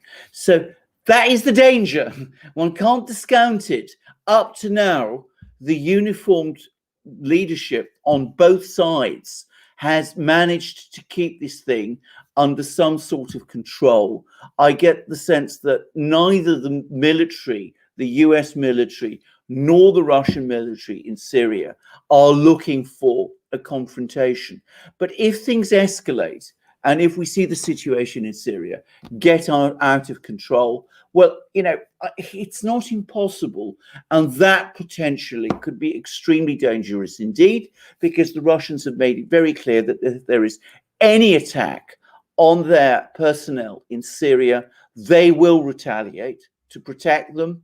And that could result in a larger escalation. So Turkey obviously is a danger. Confrontation between Russia and the United States in Syria, a very real danger. As for Peter has left us. He's got his own project. He's not part of our community anymore. Israel as well, as Alexander. Oh, yes. Israel and the US. Well, all right, Israel and the US. Sorry, I forgot all about that. Yes, Israel and the US non-proliferation treaty. Israel has never signed any non-proliferation treaty of any sort on nuclear systems. It doesn't admit or deny that it has nuclear weapons. Everybody knows that Israel has nuclear weapons. It is a fiction that the United States engages in that it doesn't know, because according to US law, the US is required, if a country acquires nuclear weapons, contrary to the provisions of the Non-Proliferation Treaty, that the US must cut off aid, and it doesn't want to cut off aid to Israel. So the Americans look the other way on this issue, and the Israelis undoubtedly do have a nuclear arsenal, though it is uncertain how great it is. Maybe my question, if I may, was incorrectly posed. Normally, the president gets a letter or something from an Israeli designation to sign on his very first day every term, and that was obviously not signed by Joe Biden. That's what I meant. Oh, I see. So well, it's news from RT this morning. I see. Now, I haven't seen this, but is Biden? I think before I comment on a topic like that, I'd need to see a bit more about this. A letter in respect of what? Is this about Israel specifically? Is this an anti-Israel move by Biden? Possibly, because he is sniping at Netanyahu to the greatest extent that he possibly can. He clearly isn't happy with Netanyahu. But if so, I don't think it affects overall relations between the United States and Israel. Rather, it is a reflection of the fact that Biden and Obama before him didn't particularly like Netanyahu, who is now facing re-election in Israel. and possible corruption charges. And I think that is probably a signal to the Israeli public that in those elections, the United States would not be sorry if Netanyahu was voted out of office. So I suspect that's probably more what the agenda is with something like that. Okay, thank you, gentlemen. Have a great day. Thank you, Zariel. Take care. Yeah. All right, let's bring in Peter, and then we'll get to super chats. So are you ready, Peter? We're going to put you into the stream here. One sec. All right, Peter, are you there? You're muted right now. If you're with us and you can hear us, you can unmute your mic. All right, hello, Peter. Can you hear me okay? Yes, we can, Peter. How you doing? Oh, fantastic. I'm fine. I'm actually in Athens at the moment, so I'm in lockdown in Athens. Huh? Yeah, exactly. Yeah, well, thanks a lot for your incisive commentary as always. It's always extremely interesting to actually hear your sort of thoughts and things. I suppose my question is in respect to the two main actions that we're talking about in terms of Ukraine and also Syria. How far are the two actually related in terms of geopolitics? So when the Russians supported maybe Assad in Syria, was Ukraine a response to that? Was the Maidan effectively the activation of a plan, or do you think the Americans merely took advantage of what was happening in Ukraine? So I suppose my question is, how far do you think it was planned as geopolitics? And how far do you think it's merely, obviously, if two sides are in a state of conflict, then they will take advantage of any situation? Right. Well, I think that's an excellent question. And we actually have a partial answer to it because, of course, at the time of the events in 2013, now, what happened in 2013 in Syria was that there was a chemical weapons attack in a district, in a suburb of Damascus, in an area near eastern Damascus called Eastern Ghouta. And the Obama administration was prepared to launch what we now know were going to be massive airstrikes on Syria in response to this. And the Russians intervened diplomatically at that time, and they were able to broker an agreement between the United States and Syria and the OPCW, whereby Syria surrendered its chemical weapons arsenal to the OPCW, and the US called off the airstrikes. And Obama called off the airstrikes on Syria. This is in 2013, because there was strong opposition to the airstrikes within the United States itself. It looked as if he might lose a vote on the topic in the US House of Representatives, with the Republicans in the House of Representatives strongly opposed. And of course, in Britain, the British Parliament also voted against supporting airstrikes on Syria at that time. And what happened after that was that the neocons, who of course had been very supportive of the idea of airstrikes on Syria, in 2013, in connection with the events in Eastern Ghouta, proceeded to blame Putin for them. They said that it was somehow Putin, by brokering this agreement with the OPCW and with the US and Syria to get Syria to surrender its chemical weapons, that it was he who'd somehow managed single-handedly to stop the airstrikes from taking place. And we know, because some of these neocons actually were foolish enough to brag about this publicly, that they did see the events in Ukraine the following year in 2014, and indeed in late 2013, as payback to Russia for the role that Russia had played in thwarting their project in Syria. I should say, if those airstrikes had been launched by the Obama administration in 2013, they were planned on such a scale that it's quite likely that the Syrian military would have been overwhelmed and that the Assad government would have fallen.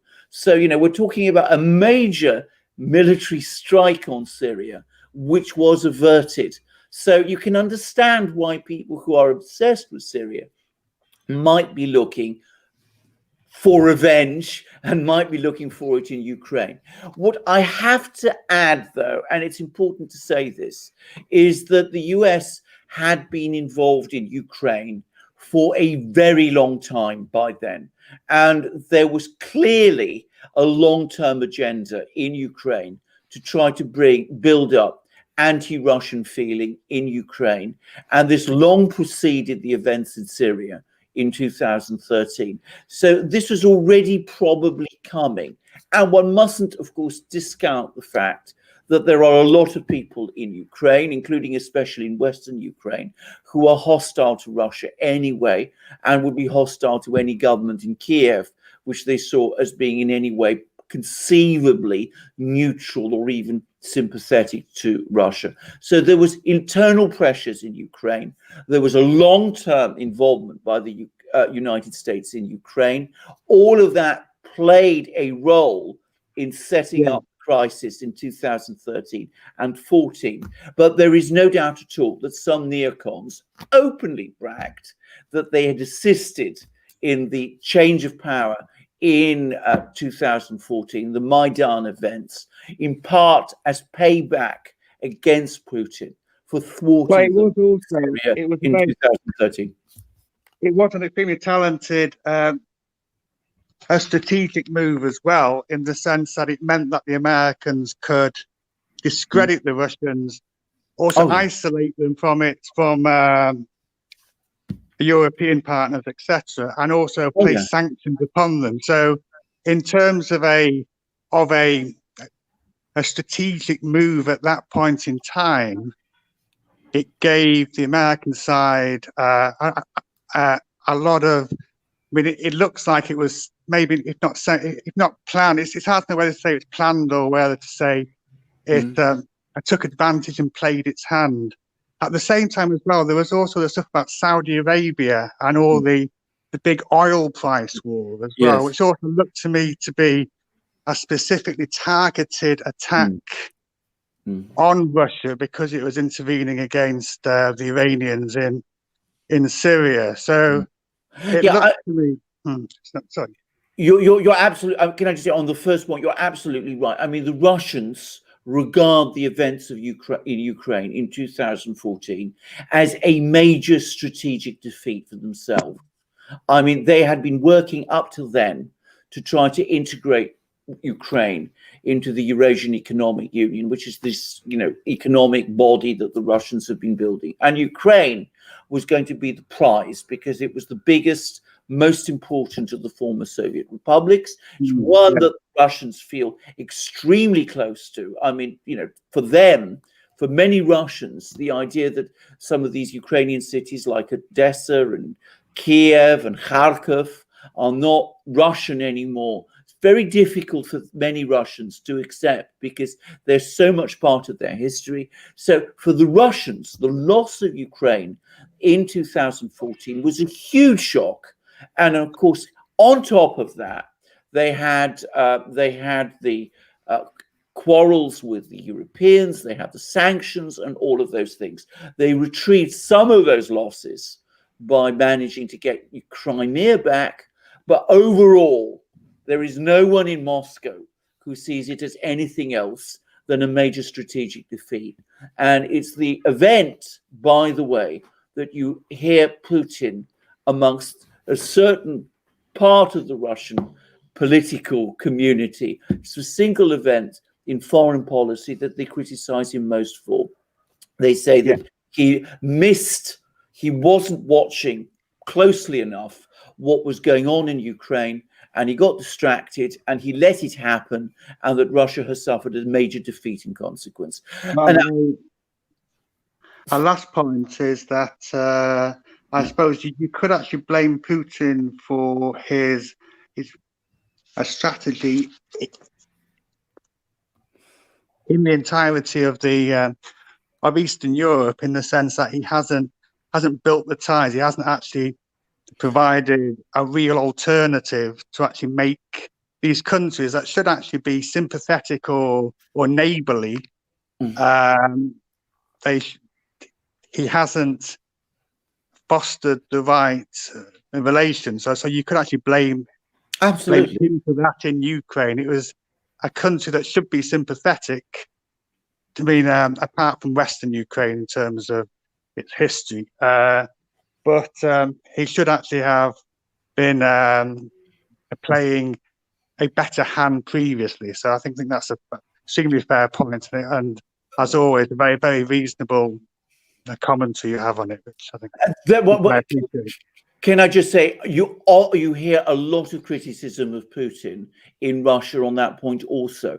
Putin, I should say, is very much a person who is comfortable in grand strategy, and is also somebody who, as a state official, has always been extremely wary of grassroots involvement in grassroots political activities and those sort of things. So you're absolutely right. He did neglect attempts to try and develop and foster strong feelings of sympathy for Russia in places like Ukraine. The Russians are still very bad at that sort of thing. I mean, they haven't really organized themselves in that respect at all, to any extent. And there are some Russians who are concerned about this, but if you have any real experience of how Russian governments work, you will know how difficult it is to get the sort of bureaucracy in Russia to start thinking in those terms. It's very different from the US, which takes its soft power side very seriously. And by the way, China also takes its soft power extremely seriously. Russia tends not to. And of course, as a result, they lose. Just to quickly say on the oil price crisis in 2014, I think there were a lot of things took place then. Certainly the Saudis were playing all kinds of complicated games, some of them hostile to Russia. But I think also it's true to say that the Saudis lost control of the oil market in 2014 and never expected oil prices to fall as far and as fast as they did. The oil price crash in 2014, in the end, caused Saudi Arabia far more problems than it did Russia, because Saudi Arabia is a one-trick pony. It basically depends on oil. Russia, especially if you go there, you realize very quickly it's a very, very much more diversified economy. So it wasn't planned then? It wasn't planned as part of the campaign against Iran?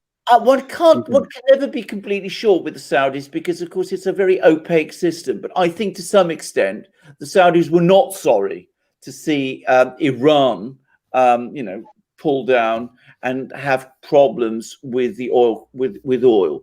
But I also think that the Saudis overestimated, if you like, their ability to control the oil market in 2014, which is a mistake they always and regularly make. They find that, they think they can turn up the oil price and turn it down as they wish. And it doesn't really work like that anymore. Yeah. If it ever did. Okay. Thank you, gentlemen. Thank you for fixing it. Thank you, Peter. Yeah, Alexander, we'll get to some super chats and then maybe we'll take a few more calls. Thank you, Spartan Warrior Queen, for everything you're doing. The best moderator in all the internet. Not only YouTube, in all the internet. But it's interesting, Alexander, before I get to some super chats, going off of what Peter said. I think that was a red pill moment for Putin and for Russians, Ukraine. Oh, yeah. And it was a red pill moment not only in who Obama really was, but also the Europeans. People tend to forget that if there was one bloc that really stabbed Russia in the back with the whole Ukraine thing, it was the Europeans. Oh, yeah. Because they had a deal. They had a deal in place. There was going to be elections. Everything was set. No problem. The crisis was diffused. And then, bam, the Europeans, they forgot all about the deal that was brokered. So I think it was a real red pill moment for Putin. To his credit and to his detriment, Putin really does believe in diplomacy, I think. Yes. And I think it's a great asset, but at times it has burned him as well. And he always says, our partners in the US, our partners in Europe. Yes. And it's good that he speaks like that to a certain point. But, I wonder if he's ever understood. I'm sure. I mean, obviously, he knows a lot more than we do. But I was wondering, has he ever understood how treacherous these characters that he's dealing with are? Anyway, yeah. So just very quickly on that. I mean, I was in Russia actually in 2014, and I remember how angry and upset Russians, and I don't just mean elite Russians. I mean Russians in the street were about Ukraine. I mean, for them, Ukraine was a shock, and they were horrified about it. And there was a lot of criticism of Putin going around at that time. And you're absolutely right about Putin. He over relies on diplomacy because he's very good at it, and the Russians are very good at diplomacy. He depends on it far too much, and he has had a blind spot, not just with the Europeans, but specifically with the Germans, because he was stationed in Germany, when he was a young man, because he speaks German and he knows German culture very well and is very attracted to Germany. He always thinks he can do deals with the Germans, which never quite work out. So there was that deal that was done, which you absolutely rightly said the Europeans reneged on, and which the Maidan coup followed directly after. But I think even more upsetting for Putin was it that the weeks and months afterwards, he was getting continuous assurances from the Germans and from Angela Merkel personally that there would be no Ukrainian offensive in eastern Ukraine. And of course, when the offensive actually happened, Angela Merkel was nowhere there to stop it or prevent it happening. And I know that he was extremely angry about that. I've heard people tell me this who would be, I think, in a position to know. Yeah, East Ukraine, that was Biden's war. Yeah, absolutely. Yes, that was Biden's war. Yes. Let's do some super chats. Then maybe we'll get to some more calls if there's some people that jump in. From Mark Hewitt, Trump sent a message to Iran by taking out Qasem Soleimani. Given the target, what message has Biden just sent? Well, this is a very good question, because I think it's a signal. I don't think it's even really about Iran. I think it's more about Russia, actually. Of course, we don't want to talk about Russia because we don't want to seem to threaten the Russians in a place where they are militarily strong. This is the sort of paradox of the sort of Biden-Obama style of diplomacy, which is that you always talk like you're going to confront somebody, but when you don't really want to get to grips with the Russian military directly. So they don't want to say, well, we're acted in this way because these militia groups, whoever they are, if they even exist, are somehow connected to the Syrian government and are under Russian protection. Because then the Russians might react. They might say, well, if you're going to hit our people, we're going to hit yours. And that could escalate. And the US doesn't want to do that. So they talk instead about Iran, and they make out that it's Iran that they're going after. But I can't imagine that the Iranians are put out or annoyed or concerned about this. Bear in mind, there are not that many Iranian assets in Syria anymore. And to the extent that they get regularly bombed by the Israelis already, and not apparently with any great effectiveness, because the Israelis continue to do it. So I don't think these Iranians who are locked in this confrontation with the United States are going to be at all impressed by this. I think, on the contrary, they will see this as just another piece of theatre from the United States, and they will focus more on, pursuing their own uranium enrichment programs, where I think the Russians will take more note of this, and I think that they will respond by strengthening their own positions in eastern Syria, which is, I think, something that is already happening. All right. Thank you, Mark Hewitt, for that super chat from Flying Boar. Where were S-400s during the strikes by the US? Well, the Russians have been consistent in saying that the S-400s are there to defend Russian installations and Russian personnel. They're not going to be used in order to interfere with American strikes on Syrian or militia organizations, or indeed Israeli strikes on Syrian and militia organizations. So the Russians have never threatened to use the S-400s in that way, at least not publicly.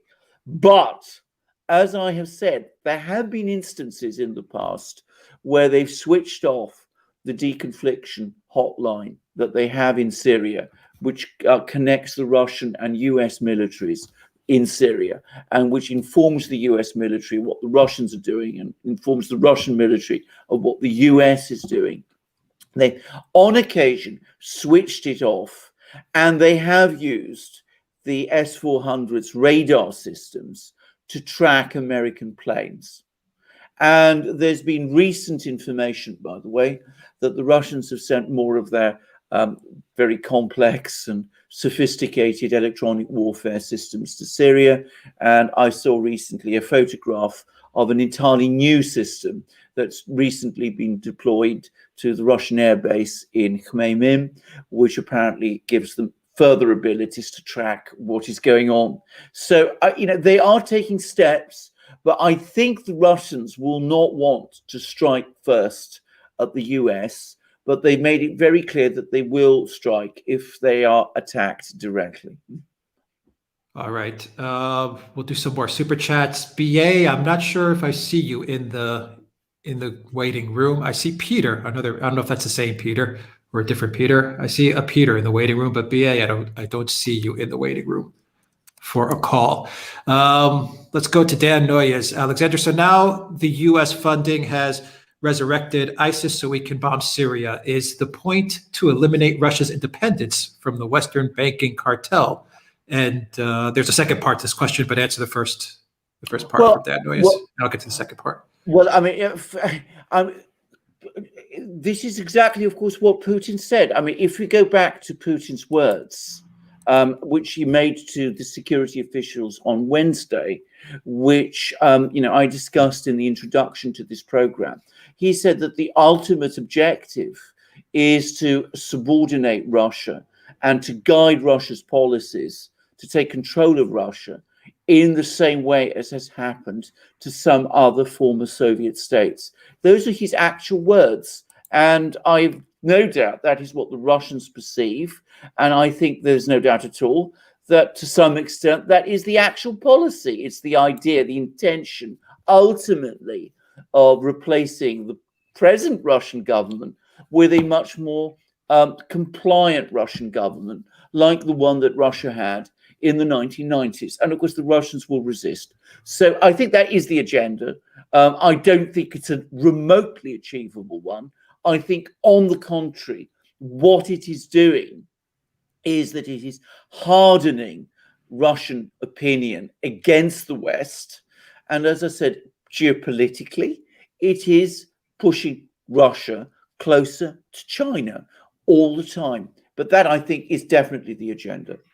All right, the second part is, or has Soros and the rest of the Nazis taken over the United States, and are we still fighting World War II? Or is this plain old war profiteering? I think there is an element of plain old war profiteering here. I mean, obviously, it's always there. I mean, it grows.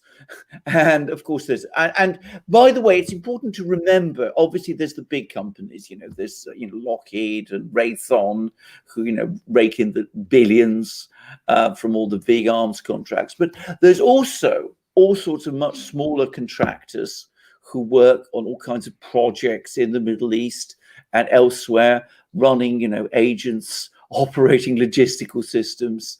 And these people, cumulatively, they're quite a big vocal community. They're making lots of money out of what they're doing, and they want to keep the confrontations going because they make themselves rich, and they're able to go and lobby, and they're able to do all of these things.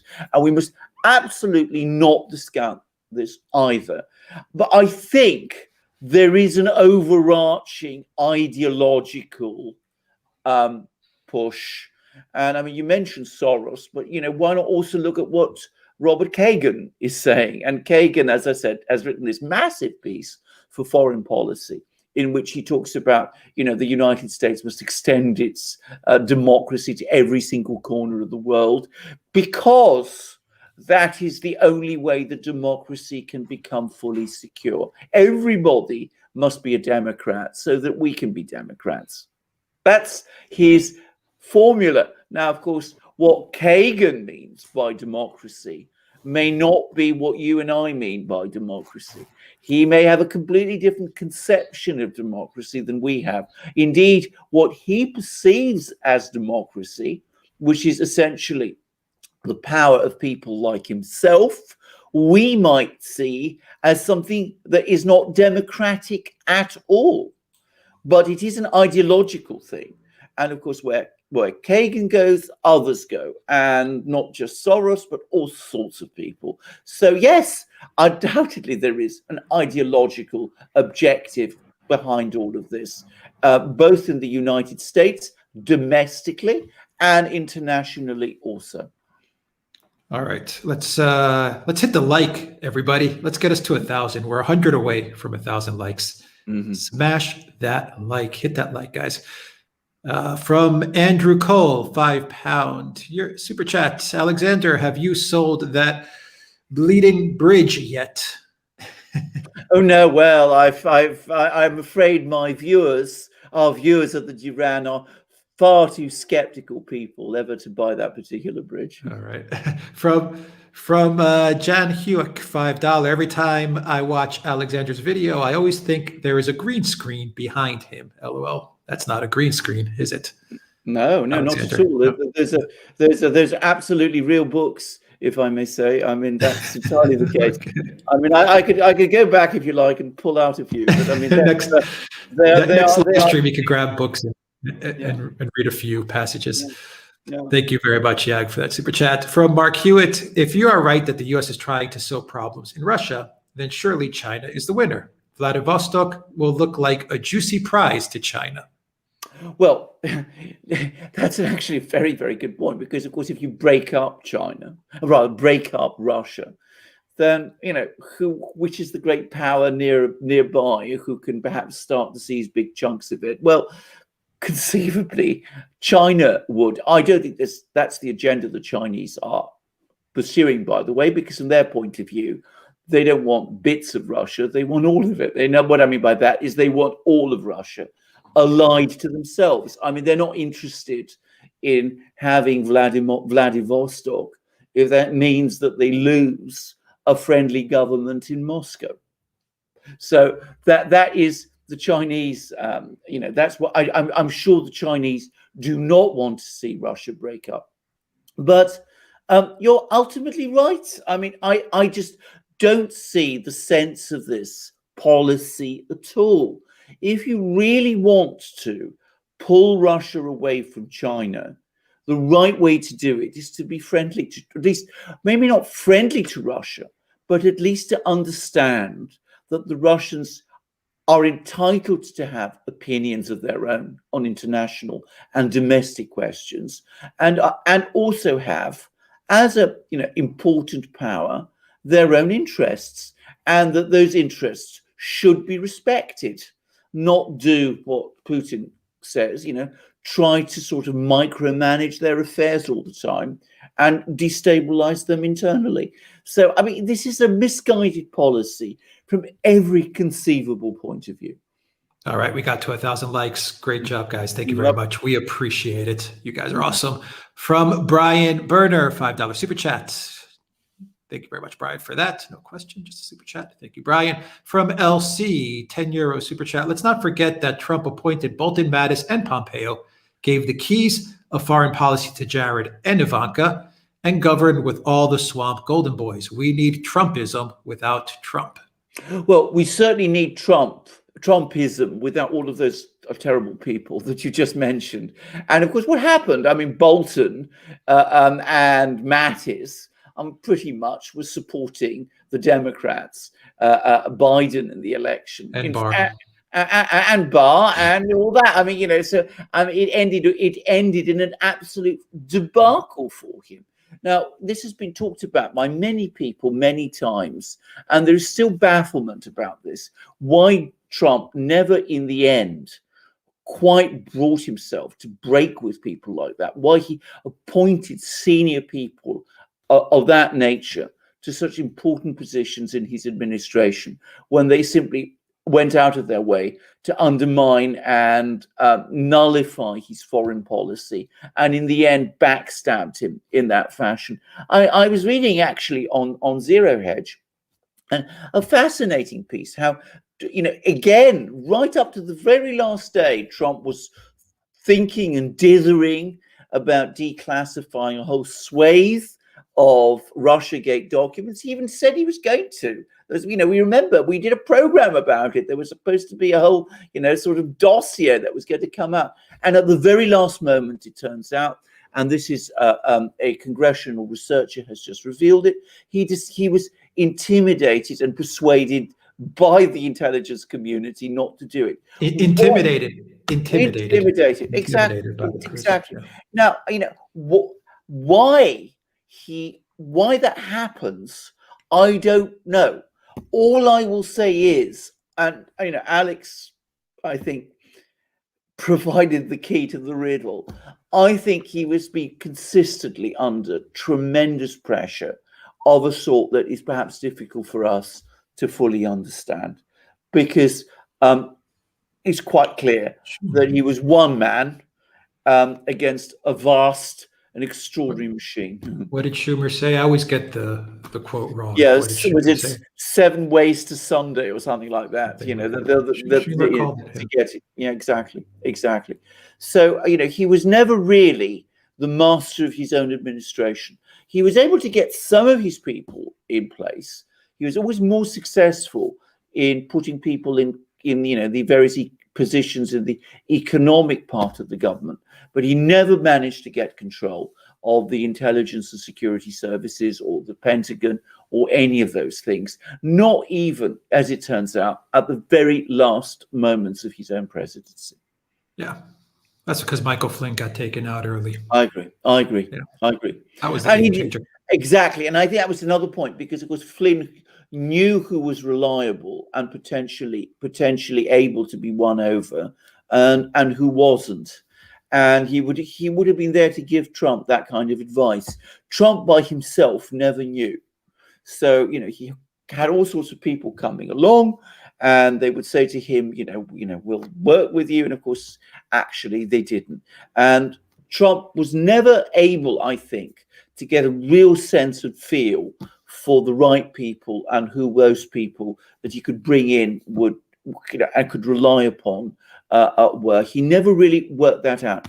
And I would add one final point, which is, of course, that Byron York, who got to know Trump very well. This is an important journalist who writes for Washington Examiner, got to know Trump quite well and came to like him. So that one of Trump's profound weaknesses is that at a one-to-one level, he wants to be liked. He wants people to like him. And sometimes that disarms him and means that he ends up making mistakes and bad decisions and wrong appointments. And the case that Byron York was talking about in relation to that was James Comey, that Trump thought he could win Comey over. And of course, well, the rest, as they say, is history. Yeah. We said the same thing about Putin just moments ago. It's human nature, isn't it, Alexander? I mean, yes. You know, people, in general, if you're essentially, a normal, well-grounded person, you want people to like you, but oftentimes that, you don't know that the person you're dealing with on the other side could be, could have that type of evil, for lack of a better word, or could be that treacherous or that deceiving. Many times you don't, and I'm sure everyone that watches live stream, it happens to everybody. You may have good intentions. You want to be liked. You want to, get the job done, and you think the other people that are with you are working in the same way. But when you're talking about a place like DC, no chance. And this comes from Trump, who was, dealing in real estate in New York, which I'm sure was a very cutthroat business. So that tells you something. Absolutely. Well, I'm afraid in politics, you keep your enemies close, you keep your friends even closer, and you always mind your back. And that's the reality of politics. And in Washington, that's taken to an extreme. I mean, when we talk about the swamp in Washington, I mean, that is, I'm afraid, almost a understated way of describing it. It's a very dangerous place, and not for the faint-hearted. All right, let's do some more super chats, and I think we have Peter waiting. I don't know if it's the same Peter or a different Peter, but I'll throw you into the call after we do a couple more super chats, and we'll see. From Kathy Morris, Biden isn't competent enough to order a Syria strike. Harris was caught unaware, so it was either Obama or Trump who ordered the strike. Thoughts? Well, certainly not Trump. I'm sure that he's not in any way to control, influence what Biden does. But I'm sure, I wouldn't be at all surprised if Obama is still in the loop. I mean, a lot of these people talk to him.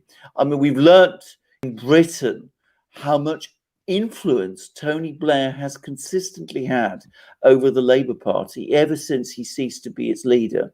He's still, for many people in the British Labour Party, the person they look to. And of course, in the Democratic Party with Obama, it's even more the case. But I agree. I mean, I don't think it was Biden. I don't think it was Harris. I suspect it was a whole group of people in the State Department, the intelligence community, and the Pentagon. The same group of people who are in control, have been in control of US foreign policy in the Middle East all the way through. The people who thwarted Trump's decision to withdraw troops from Syria. Instead, as we know, they were reinforcing the troops in Syria and just ignored his orders. And they're the same people who come along to Biden and say, look, this is what we want to do. And Biden signs it off. All right. From Raul Pinto, will these U.S. airstrikes increase the likelihood of a Saudi-Iran conflict? Yes, well, this is interesting. Let's actually talk about Saudi Arabia, because the Biden administration seems to be getting into very deep waters in Saudi Arabia. We've now had apparently a rather tense conversation between Biden and King Salman, who is, the Saudi monarch. Biden refuses to talk to MBS, and there's some talk that the US, or at least the Biden administration, is trying to leverage MBS or shunt him aside and either bring back Prince Nayef, who was the former Saudi security chief, who was expected to be the successor to King Salman when King Salman became king, or possibly MBS's younger brother. Now, it seems to me this is all very complex and rather dangerous politics. And I do wonder to what extent, again, the Biden people know what they're doing. Remember, they've been signaling all kinds of things with the Khashoggi affair now. And, there seem to be intent to resurrect all of that, which is going to make MBS even more angry and make him feel that his position in Washington is slipping even further. So all of that's going on in Saudi Arabia with the US. At the same time, the Biden administration, on the one hand, it talks peace with Iran. On the other hand, it launches airstrikes in Syria, which it says are directed at Iran. It says that it wants to go back into the JCPOA, but it doesn't actually go back into the JCPOA. It's making more demands on Iran. It's refusing to withdraw the sanctions on Iran. And at the same time, it it's talking about the fact that it wants peace with Iran, and it's taking all these steps that I was just discussing, involving itself or meddling in Saudi domestic politics. Now, it seems to me that if you are someone like MBS or people like him in this, in Saudi, then you might say to yourself, well, the US is becoming increasingly unreliable and erratic. It's out to get us. It may be maneuvering to do some kind of deal with Iran, or perhaps it's looking to sort of take a tough line with Iran, or perhaps there's some division about this in Washington. So let us, in that kind of situation, given that we're now under pressure ourselves, let's go for broke. Start something with Iran, some kind of conflict with Iran, which will drag the US in and divert it away from trying to meddle in our own affairs. I think this is a very dangerous game that the US is playing. I think or rather the Biden administration is playing. I think, by the way, it's an equally dangerous game that the Biden administration is playing in trying to meddle in the way that it is in Israeli politics also. Let me make it very clear. I'm not a fan of MBS. I mean, quite the opposite. I'm not a fan of Netanyahu either. Quite the opposite. But I do wonder whether the Biden administration knows what it's doing and has this thing thought through. If it doesn't, then an escalation of the crisis with Iran is very possible. All right, let's do a couple more super chats here from Brian. Bears are intelligent in their evaluation, calmly retreating from trouble. But if threatened or enraged, they are terrifyingly determined and ruthless. Oh, absolutely. Yeah. Excellent super chat, Brian. From Moon Swan, Silverlight. The mere mention of phony Blair makes me, and you have a sick of a vomiting emoji right there. Well said. Well absolutely. said. I feel exactly that way. Yeah. That is totally right. By the way, you're not the only person. Millions of British people feel exactly the same way. All right. And from Rito Broter, China is the fastest aging society in history. What effect will that have on the global economy and geopolitics in the future? I think that's a very good point. And I think perhaps it's important to say that, China is not the world's, is not necessarily the place, it's not without problems. And an aging society is going to become a less dynamic society. It's going to become a society where inevitably there's going to be more focus on protecting pensioners and retired people rather than giving opportunities to young people. I mean, it'll change some of the sort of balance within China of the way in which China perceives itself. But of course, it's always important to say this. China has a huge population. Even if China ages, there are still, relative to, say, the United States, hundreds of millions of young Chinese still coming. And I think that it's probably, in fact, it's inevitable that China is going to slow. It's going to slow down. But I think that that's probably not going to manifest itself for a while yet. 10, 15, 20 years, we will see a difference. But at the moment, I mean, the momentum is still, it seems to me, with them. All right, Peter, I'm going to throw you into the stream here. And let's see if you're asking, if you're the same Peter, a different Peter, if you're asking a different question. Peter, are you there? All right, Peter, going once, going twice. All right, Peter, we'll pull you out from there. Let's go back then to some more super chats. Guys, we'll take a few more calls. Let me see if I have the link ready here. We'll take a few more calls and we'll do the super chats as well. And we'll keep this show moving. Mm-hmm. From Dan Noyes, is it possible that Castro's...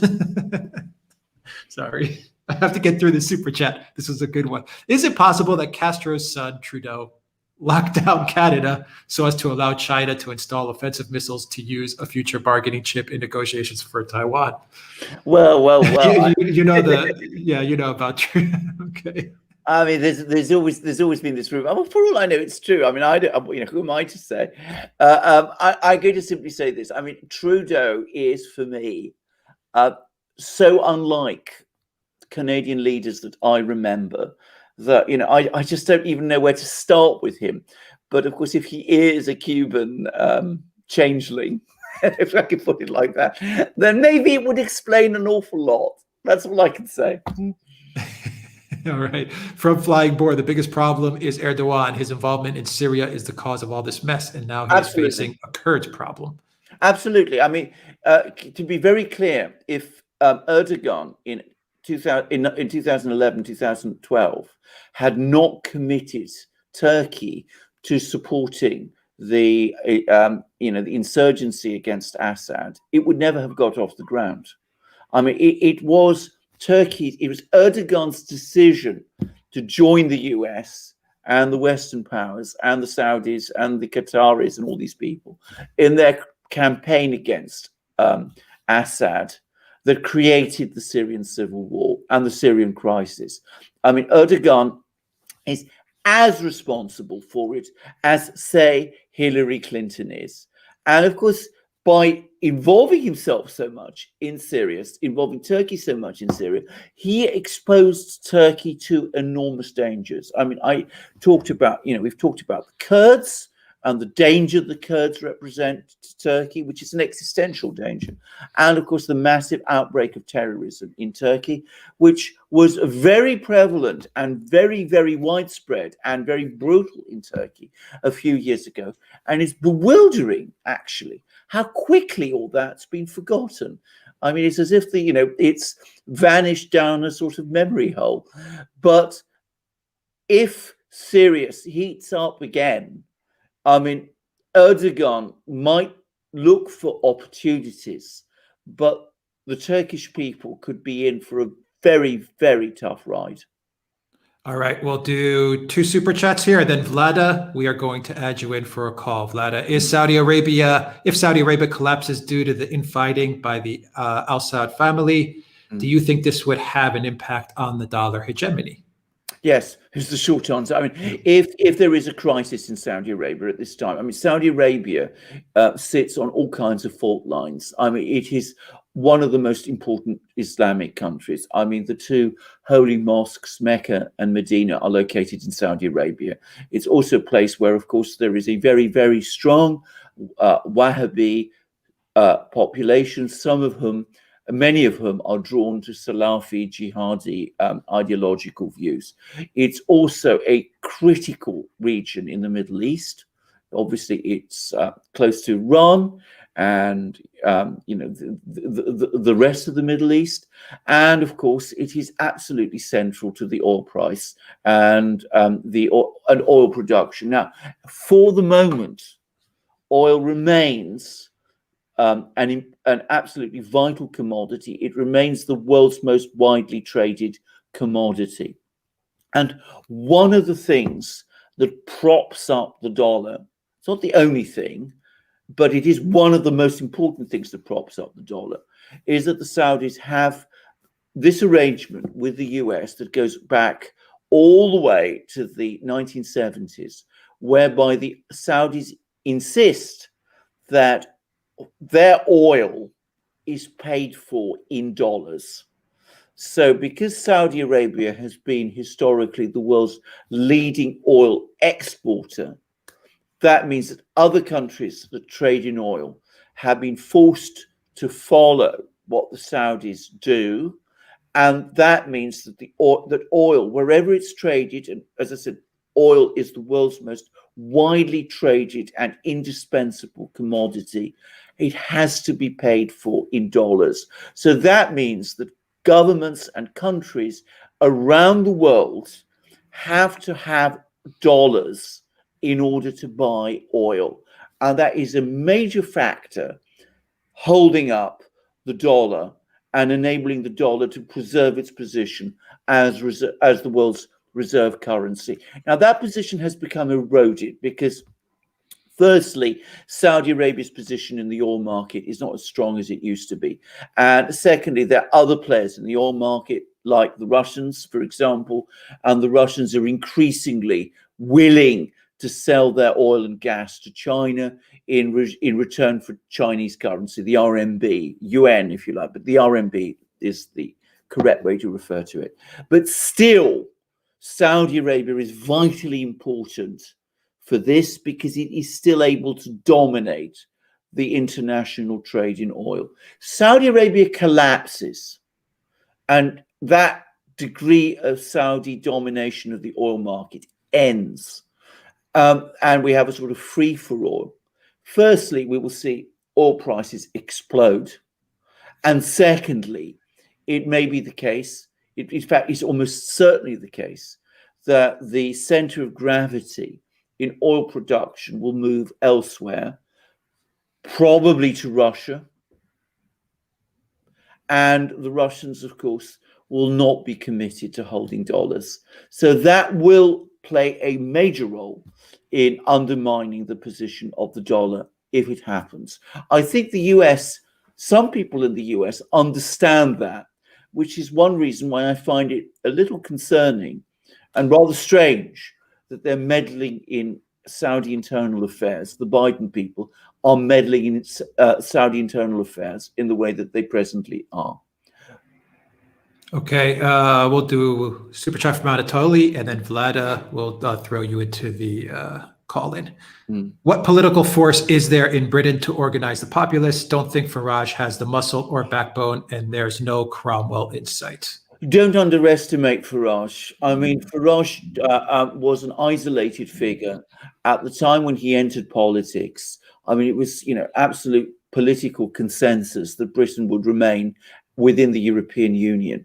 He argued against it. He organized a political movement, and he achieved his objective, which practically no one would have thought that he would ever do. He is also a generally popular figure with a large part of the British public. Of course, there is another part of the British public which absolutely detests him. But there is no doubt that he does have a great deal of traction. So it's important not to underestimate him. But, ultimately, beyond Farage, you're basically right. What's happened in Britain, and it's true of everywhere else, is that you have in Britain a political class which is very resistant to new ideas, very resistant to any conceivable changes of direction, which it freezes out outsiders and prevents outsiders from organizing.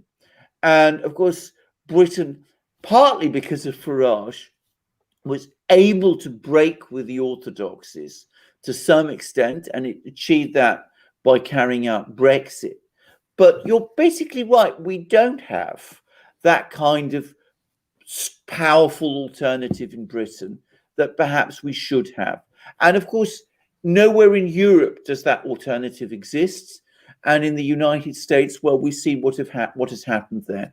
So we have this very dangerous situation across the West and in Britain also, where power and ideas are concentrated in one place, and there is really no competition, no permitted competition to them.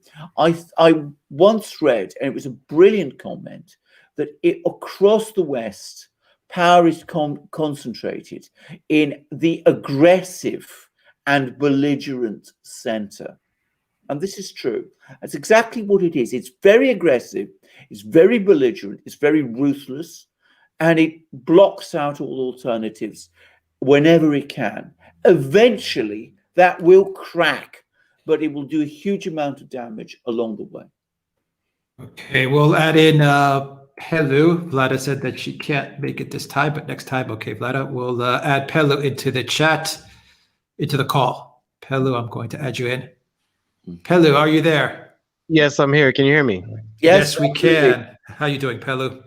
How you doing? How you doing, Mr. Alex and Mr. Alex? I've been watching your show for many years, and you probably my main source of news in the world, and I appreciate your coverage all the time. Okay, my question is this: how do you feel? Since we're talking about since the headline is Syria, how do you feel that the final status of the Golan Heights plays into everything? Because every time I look at a Syria situation, in my mind, I'm always thinking is the main issue that I could see from a layman perspective. If Israel keeps controlling the Golan Heights and they have the Assad regime built on the old Baathist policies and all this other stuff, with Assad's support base being from the Alawites and some of the minorities and everything else, he has to keep a strong line against Israel. But then you have Israel holding the Golan Heights. So is that like an impossible structure that cannot be solved? That's forcing America and the allies of Israel to have to say we have to do a regime change because we have an intractable geopolitical situation, especially when it comes to Golan Heights. To me, that looks like the biggest flashpoint. So I just wanted your commentary on that. I think you're It's an excellent question. It's an absolutely excellent question, and I think you are absolutely dead right. Actually, I think the overarching reason why there has been this extraordinary hostility to Assad is intimately connected to the relationship with Israel and the question of the Golan Heights. Now, the Assad government is never going to surrender the Golan Heights to Israel. It's never going to seek a peace agreement with Israel. It has always been the backbone of Arab rejectionism of Israel, of what many Arabs refer to as the axis of resistance. The axis of resistance being Syria, Hezbollah, Iran, and various other political forces across the Middle East, and conceivably and potentially eventually Iraq also. And by the way, you are quite right in referring to, the various groups and ethnicities that make up Syria. But Syria has always been, ever since the end of the Second World War, one of the major focus of Arab nationalism. The Baathist movement, which is an Arab nationalist party, originated in Syria, and I seem to remember. I think it was Gamal Abdel Nasser, the former leader of Egypt. He once said that Syria is the beating heart of Arabism, and so Syria stands for Arab Union. Syria stands for Arab resistance to Israel. Syria is uncompromising towards Israel on many issues. And of course, it is uncompromising in connection with the Golan Heights. And of course, and many people in the West, in Israel, in Washington, in London, and elsewhere, have never forgotten that it was Syria that was a major supporter and backer of Hezbollah in 2006, when Hezbollah faced off against Israel and fought the Israelis to a stop in the 2006 war. So all of that plays a huge role in this policy of trying to break the Assad government. It's not, of course, the only factor. I mean, there are many other things that are, in play also. I mean, I think that if you talk about Obama specifically, for example, I think he did have some kind of romantic image at some level of a Middle East that would be, restructured, and which would, be,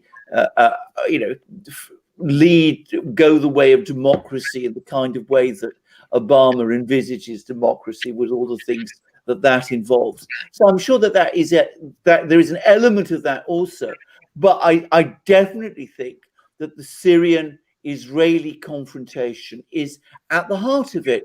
And if you read Bashar al-Assad's interviews, which, by the way, are very interesting, that they are epically long, but he's an intelligent man. But if you read them, you will see that he talks about this very subject all the time. So he certainly thinks it is hugely important. Now, I have to say, though, that again, if you do actually overthrow Assad and you end up with a kind of regime in Damascus, which is, say ISIS or something like that. I can't see how that ultimately is good for Israel. I would have thought that from an Israeli point of view, a adversary that is nonetheless an organized government and one which you can deal with at some levels and have, discussions with at some levels, however implacable it may be, is preferable to something like ISIS. But undoubtedly, unquestionably, there are many people in the West and in Washington especially who think otherwise. So I think yours is an excellent question, and I think your comments are informed by great insight. All right, hello. Thanks. Can you still hear me? Yeah, we hear you. Okay.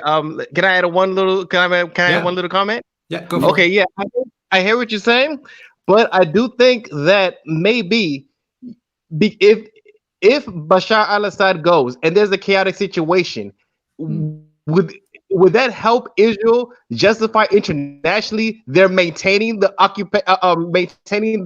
annexation of the Golan Heights? So even if it's a chaotic ISIS government, the fact that they don't have Bashar al-Assad, his track record, his family, the Ba'athist movement, everything behind it, as long as they don't have exactly what you said, as long as the cradle of Arabism in Syria has broken down, does that give them the ability to have a permanent justification for their annexation of the Golan Heights? Can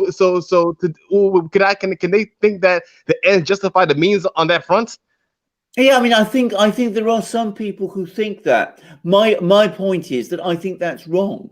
I think that yes, you'd have chaos in Syria, you'd have violent groups in Syria. In a sense, there would be less of a military challenge from Syria. But one mustn't overestimate this. I mean, the idea of Syria, the Syrian military, I mean, it's become more efficient now, but it's never at any time been in a position where it could take on Israel by itself. So, but there would be less of a military challenge, to the extent that there ever was. But the primary danger for Israel, if you had Islamist movements gain strength in Syria out of the chaos there, the major danger to Israel, I think, would be an ideological one. I mean, you would have all kinds of jihadis close to Israel, and it's important to remember that, of course, Israel controls a very large Islamic population. I mean, there's already Hamas, which admittedly is not aligned with ISIS. It's aligned with the Muslim Brotherhood, which has its own issues, and there are differences. But having said that, you have those kind of governments in Syria, then, well, I think that Israel would exchange one set of problems which are manageable for another set of problems which might not be. And again, one has to wonder to what extent these things are being thought through. Okay. Thanks, guys. Appreciate that. Thank you, Pilu. Take care. Yeah. All right, we're going to bring in the Calvinist. Calvinist, could you turn off your camera, if that's possible, and we'll throw you into the live stream. All right, great. Yeah. Calvinist, are you there? Yes, I am. We hear you. I just wanted to say I really appreciate you guys, because I'm from the United States, and you just get propaganda. It's propaganda from the right, propaganda from the left, and I really appreciate your perspective on things. But my question is, the Ba'athist Party and the movement, will it ever make a comeback? But why has it been destroyed? Why are they trying to destroy it? Right. Well, I think Baathism as a political movement actually basically stultified in Syria a long time ago. I mean, the Baathist Party, it functions or did function in Syria for some time, a little bit like some of the communist parties that did in Eastern Europe. It existed in name, but nobody took its ideas very seriously, and it became very, very affected by corruption And it's not, I think, part of the vital forces of Syria anymore. Assad himself has increasingly distanced himself from the Ba'athist party as it existed previously. So I don't think Baathism as an organized political force is that important in Syria anymore. I appreciate you're going to find all kinds of people, in mainstream media who will try and argue the opposite. But what I do think exists in Syria, and I think this is an important factor which binds the country together, is Syrian nationalism. And I don't want to, I overemphasize this. I mean, I think a lot of Syrians who are deeply religious people, I mean, all Syrians practically are deeply religious people. They nonetheless want to be Arab nationalists and Syrian patriots within a non-denominational, non-sectarian state in Syria. And I think that is very much part of the impulse that holds and binds Syria together. Now, Baathism played a role in the past in fostering these ideas, but I think they are still there, even if the original Baathist party has basically withered and gone away. And I don't think they're going to go. I think, I should say, I've known various people from Syria at various times, and they've all told me one and the same thing. And there are people who are, some of them are Alawites, some of them are Sunnis, most of them actually have been Sunnis, and some of them have been of other, ethnicities or religious groups. That the underlying thing in Syria, the underlying force in Syria is not religious sectarianism. It is Arab and Syrian nationalism. That is the main impulse that exists there. And Baathism both created it and was a product of it, and it is still the dominant philosophy of most Syrian people. So that's, I think, it's a somewhat complicated question, but obviously you're asking for a complicated answer. It's a big question that you're asking.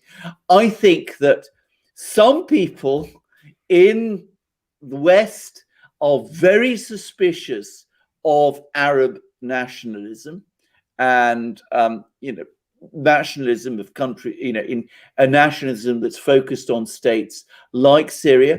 There are many people in the Middle East who are deeply antipathetic to that sort of thing. Of course, sectarian movements like Al Qaeda will absolutely detest that. So for different reasons with the Saudis, but and that is one of the reasons why there's been this big focus of hostility against Syria. That's my own feeling anyway. Well, I just have something else to say. It's just like they took down the Shah of Iran. They took down Saddam Hussein. They're trying to take out Assad of Syria. They took out Mubarak of Egypt. What's going on? You would think that the West or sane minds would want to see like some kind of reform, put Islamic countries into like some kind of modern reformation. Yes. Well, I mean, I agree. I mean, I don't see much in any of these strategies that will end up achieving anything good. I think there is something else. Go on. Sorry. Go on. Sorry, I've lost you, I think. But anyway, just to continue, I think that these attempts to destabilize the Middle East in order to recreate it, to form this new Middle East, I think been disastrous. I think all that they have actually achieved is to create massive instability there, chaos in many places, a collapse in state structures and in societies, and the rise of very dangerous and very violent militant groups, which are a huge threat to people in the Middle East and in the West also. But for reasons which we've discussed partly in this program. I mean, there are some people in Washington who are deeply committed to these strategies because they see them as being part of some grand design, and they are absolutely focused to a disastrous extent on that. All right, Calvinist. You. Yeah. Can All you hear right. me? Yeah, we hear you. Listen, I just got to say once again, thank you so much. I'm just starved for information.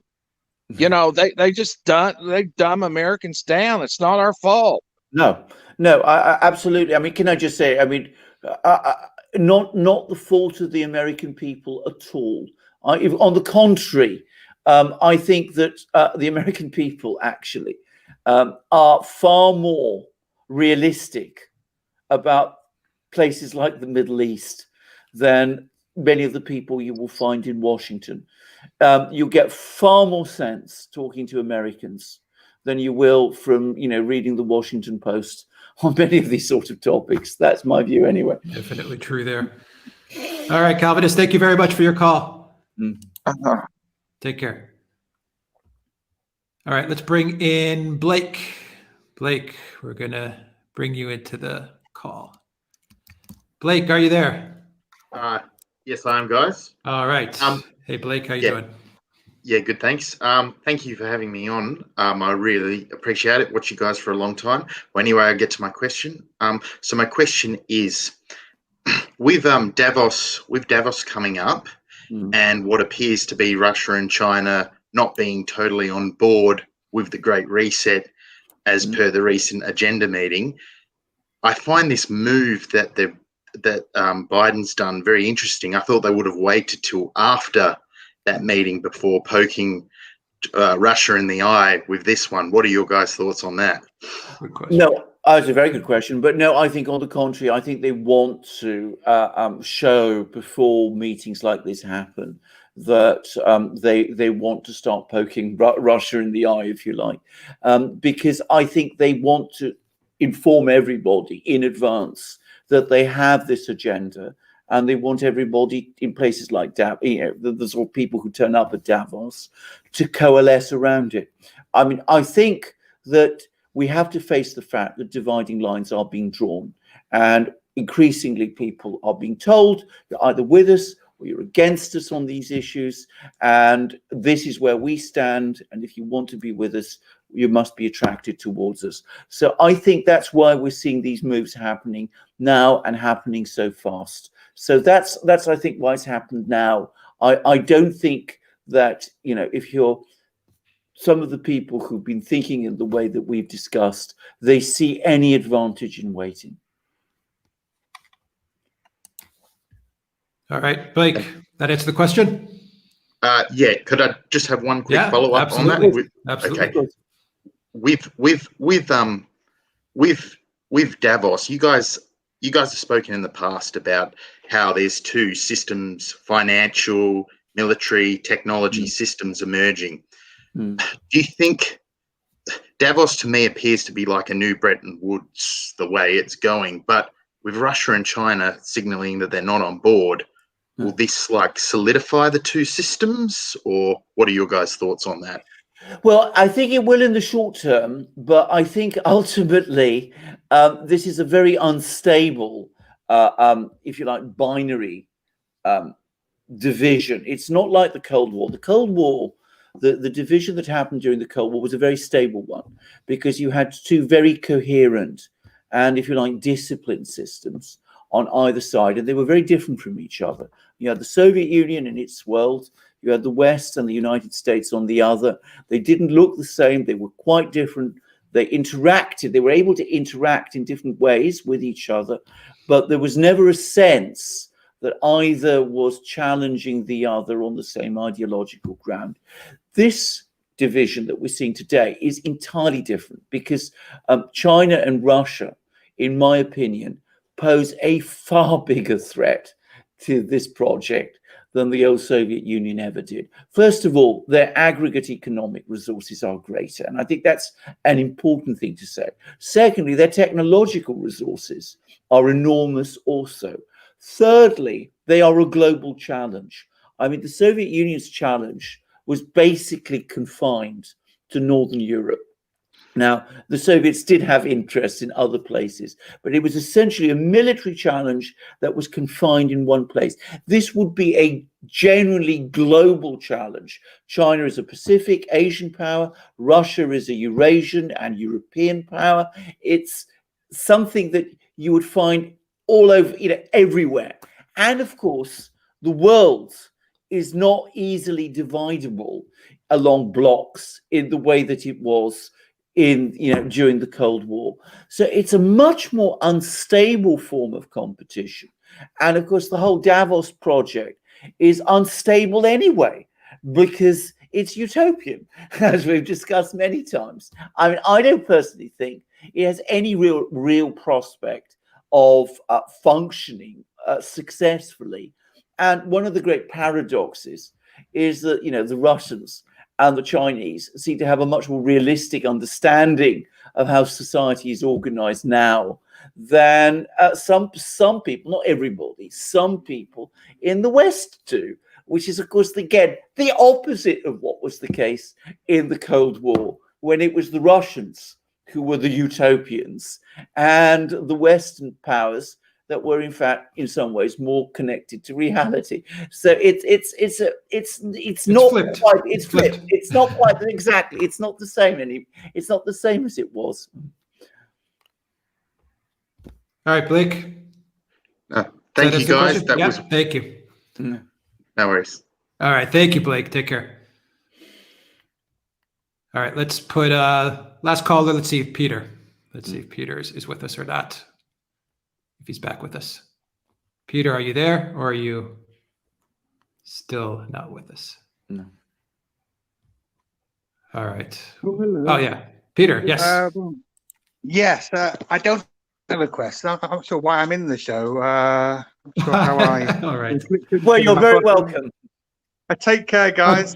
Okay, Peter, take care. All right, let's get to Super Chats. Let's get to Super Chats then. We got a bunch of Super Chats to knock out. From Brando Commando, is the concern about China the fact that it wants to create a land-based world order, displacing the current U.S. naval world order? Is this the perennial conflict between land and naval world orders, Athens versus Sparta, Soviet Union versus the West, studying empires at university? Do you know, I don't really think that, and I'll tell you why. Firstly, I think that China is not perhaps at the moment really focused on creating a world order, because I think it's still very focused on its own development. But secondly, and I've been to China, I didn't really get the impression that it is actually a land power. I mean, China is a commercial power. Most of its great cities are on the sea. And it has a very large merchant fleet. It transports its goods by sea. It imports many of its goods by sea. And of course, its primary focus in terms of its military build-up is its navy. So it's a challenge, if you like, between two naval and sea powers rather than a land power and a naval power. The Soviet Union and Russia, by the way, are profoundly different. All of the major concentrations of Russian population and industry are far inland. I mean, St. Petersburg is on the sea, but that's the enclosed sea, which is the Baltic. But if you're talking about where Moscow is very far from the sea, the Urals, the big Urals industrial belt, the sort of Russian Ruhr, if you like, that's about as far from the sea as you can get. Same as with Siberia and all the rest. So Russia is a continental land power, but China, I don't think, really is. So I think we mustn't actually make exactly those sort of comparisons. And of course, China, interestingly enough, not only is it focusing on its navy, but it's actually, interestingly enough, to some extent in its naval developments, doing things which, to me at least, look like they're copying the US Navy. I mean, they're building aircraft carriers, not on the scale the US has, but they're building some. They're developing their carrier air power.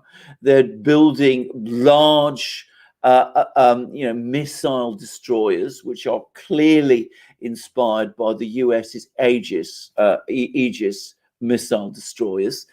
It seems to me that it's more like a naval challenge. If you like, you want to make a comparison, perhaps the US versus Japan is a closer one than, Athens versus Sparta. So, of course, the balance of power as between China and the US is very different than the one between the US and Japan.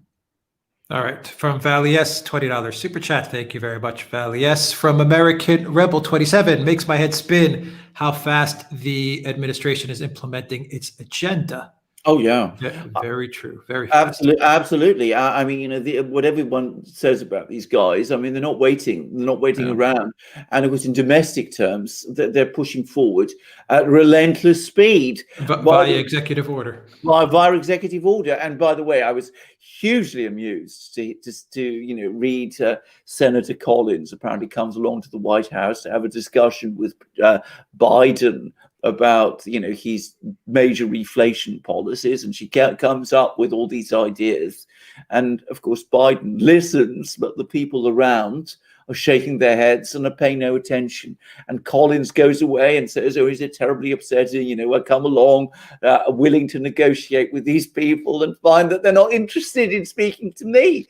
I have to say, I found that really, really hilarious, and tells you so much about Collins and people like her on the Republican side. But no, these guys are, give them their due. They're absolutely serious about what they want to do. They're forging ahead. They're not interested in talking about it. They're not out for compromise. They're pursuing their policies with, at light speed. Yeah. They're just throwing stuff on Biden's desk and he's just literally signing it. Absolutely. Doesn't even know what the hell he's signing. He's just signing everything that's coming through his desk. Exactly. From Valley S, please take a wild guess as to why Harris is really calling heads of state. Be brutal in your response. LOL. Thank you. No, we'll be straightforward about it, because at least I think that she's calling heads of state, well, for two reasons. Firstly, because Biden isn't up to it. I mean, they are genuinely worried that if he calls, let us say Merkel or Macron, he will lose his way through the call. He'll go off script. He won't understand and won't respond in a effective way, and that will expose the fact that, let's put it like this, the President of the United States is not really able to do his job at the moment. So that's one reason why Kamala Harris is calling all these world leaders, because as I said, they want to keep Biden safely away where he doesn't embarrass himself. But the other reason, obviously, is to prepare the international community, or at least the West's allies. In fact, the international community means the West and its allies, for the day when President Harris becomes president in name as well as fact. So that's another thing that they seem to me that they're doing. So they're preparing us all for President Harris, and they're keeping Biden himself out of harm's way. That's why it's happening. Everything's being stage managed, and everything is very delicate at this point. I mean, they can't hide Biden forever. I mean, he's not going to do a State of the Union because I don't think he can get through the 2-hour thing. No. 2 hours of speaking, or an hour speech. Well, I know, absolutely. No chance. No chance. Absolutely. I have to say, I still find that shocking, actually, that the President of the United States isn't able, apparently, or isn't trusted, apparently, to deliver a State of the Union address. I mean, even if it was limited to 30 minutes, I mean, something. Apparently, he's not even trusted to do that. And of course, this business with the nuclear keys is astonishing. And note that one of the people who would be involved if this reform were enacted would be the vice president, who is, of course, Harris. So she would be consulted and would be making, apparently, the decision. I don't think they will do this, by the way, because I think too many people understand that if they were to take a step like that, it would expose the extent to which Biden is a ceremonial president rather than the real one. Yeah. Anyway, we all know what's coming with the Harris presidency. We all know, so it's not going to be a surprise when it does come around. From Cora Marie, $25. Well, the warmongers are back to make their money at the expense of human lives and destruction. Nothing like the industrial complex. U.S. needs to get out of countries we have no business being in. Absolutely, I completely agree with that. Awesome, awesome. Yes. Well said. Well said. Thank you for that super chat. From Flying Boar. It's Putin's fault that Russia lost Ukraine. He keeps calling Europeans his friends. Hasn't he learned anything from the early 2000s from the West? Russia needs someone like Stalin. Well, I wouldn't go that far. No, I wouldn't get that far either. But no, I think the short answer is I think he's learned an awful lot. He's learned his lesson. I mean, he has learned his lesson, and I mean, it still grates on a lot of Russians when he talks about our friends and partners, but he's increasingly doing it sarcastically, and people have picked up on that. So I think he's learned an awful lot. But there is no doubt at all that he made lots of concessions at the beginning, especially at the beginning when he was president, and made all kinds of assumptions of a friendly and close relationship with the Europeans, which led him to do things which, with hindsight, were big mistakes, or at least many Russians see as big mistakes, and which did, in the end, lead to the events in Ukraine. So, I mean, he is criticized by lots of people over this. No doubt about it at all.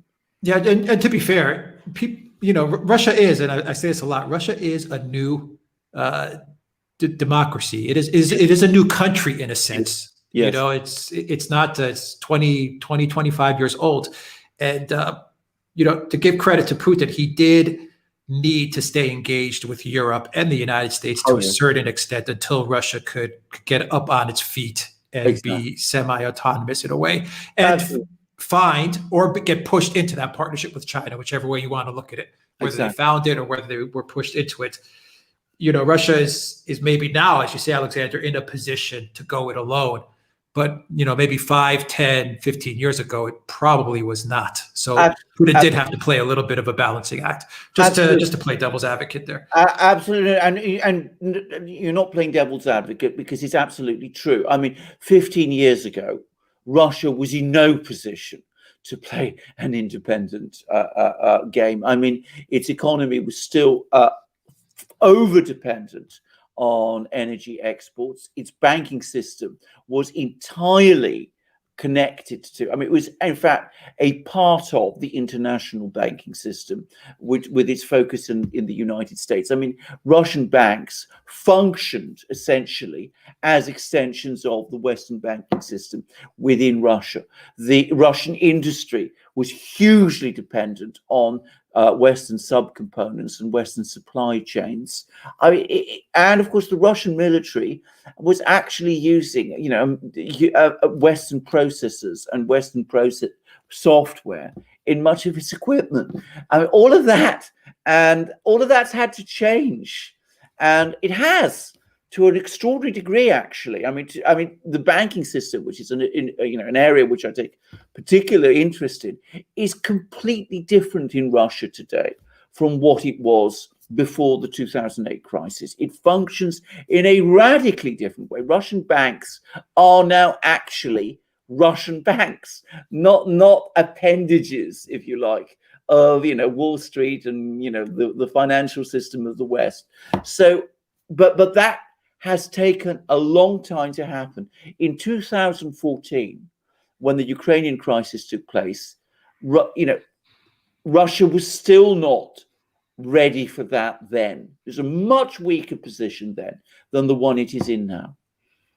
All right. From Simon Hennifer, a new Middle East war will ensure that at least 2 U.S. carrier groups, numerous troops, and USAF aircraft are moved from the Pacific to the Mediterranean and Red Sea. President Xi must be pleased. Well, this is exactly, comment. this is an excellent comment. It's a profoundly good comment, because what's actually going to happen? Well, all this plan is, that we're going to try and bog the Russians down in all sorts of problems around their periphery, which perhaps to some extent they will succeed with that, but at the price of bogging the US down to an even greater extent in problems in the Middle East. And as was absolutely correctly said, what's going to happen is you're going to divert troops and forces from the Pacific. The US military is not, unlimited in size. You can divert them away from the Pacific, and the Chinese will be delighted. It's the US that is ultimately bogging itself down. And to the extent that it's doing any damage to Russia, it's letting its principal adversary, which is China, off the hook and giving China vast more room for maneuver. It doesn't make sense as a policy. But as we've discussed many times, the neocon establishment is hardwired to pursue this policy. They always have, they always will, because they know no other. Yep, China is the winner in all of this. From Flying Boar, what I am saying is Turkey, Israel, and the U.S. keep striking SAA and their allies when they are fighting real terrorists. This has to stop. Yes, I agree with that too. By the way, I mean, terrorism, the problem of terrorism in the Middle East is a very real one. It is, it ebbs and flows. And during the Trump administration, one of the things that Trump said in his inaugural address, which people overlook because they focused on other things he said, but he did actually make very clear there that his priority, one of his major priorities, would be the destruction of the Islamist terrorist challenge. And to a great extent, he delivered on that. I mean, Islamic terrorism, the amount of it, the extent of it, was very sharply reduced over the period of his presidency. We feel that more in Europe, perhaps, than people in the United States do, because since 9/11, there's been far less terrorism in the US. There's been a number of incidents, but in Europe, we've had far more. We've had all sorts of terrible things happen in France, in Germany, in Britain, in other places. And it's interesting to see how much that has reduced over the time of Donald Trump's presidency, because he was focused, and as a result of him being focused, other European governments became focused on challenging that. And ISIS was obviously destroyed, at least his caliphate was destroyed, and Al-Qaeda was reduced in power, and it was bottled up in Idlib, and all of those sort of things. Now, we're going to restart all those problems in the Middle East, and that's going to fire up this Islamist movement all over again. And we're going to have, at least that's the fear, that's the worry, we're going to have it coming back to Europe, to the West, with a vengeance. By the way, on the subject of Islamist terrorism, in that same speech to security officials that I was talking about just now, Putin mentioned that the last jihadi group in the Caucasus has been destroyed. So that long war that the Russians fought in the Caucasus against jihadism has apparently now officially ended. Interesting fact, almost gone unnoticed. Yeah. All right. From Flying Boar, will Ukraine join NATO, and what will Russia do then? Well, this is an interesting question, because I've actually been told informally, but I've not informed. I was told by someone, a very senior person, American, that the new CIA director, Bill Burns, when he was ambassador to Moscow, was told by Lavrov that Ukraine's entry into NATO is for Russia a red line, and that if it ever happens, or is even seriously discussed, the Russians will react, and all options are on the table. and Burns, and apparently this was published by WikiLeaks, reported this back to Washington and said that the Russians are absolutely dead serious about this. I don't believe that's changed. And I think that there are enough people with sense, at least in Europe, to actually resist any move to bring Ukraine into NATO for the time being. The people in Washington, they're a different factor entirely. But I think if moves like that are made, I think the Russians will react strongly. All right, from Simon Ennifer, it seems the CCP hacks of the U.S. credit reference agency, Equifax, and the DHS security clearance databases are bearing fruit. Well, I'm sure they are. And I mean, that's the other thing to say. I mean, you know, the Chinese government is a very purposeful government. It knows exactly where to go and what to do. And yes, I mean, a very, very astute comment, actually. Yep. From CDN 89, Trump is now kingmaker. There will be a reckoning. If you strike me down, I shall become more powerful than you can possibly imagine. A quote from Obi-Wan. As I remember very well, and in connection with Trump, I've actually quoted it myself on occasion, and I think that's absolutely right.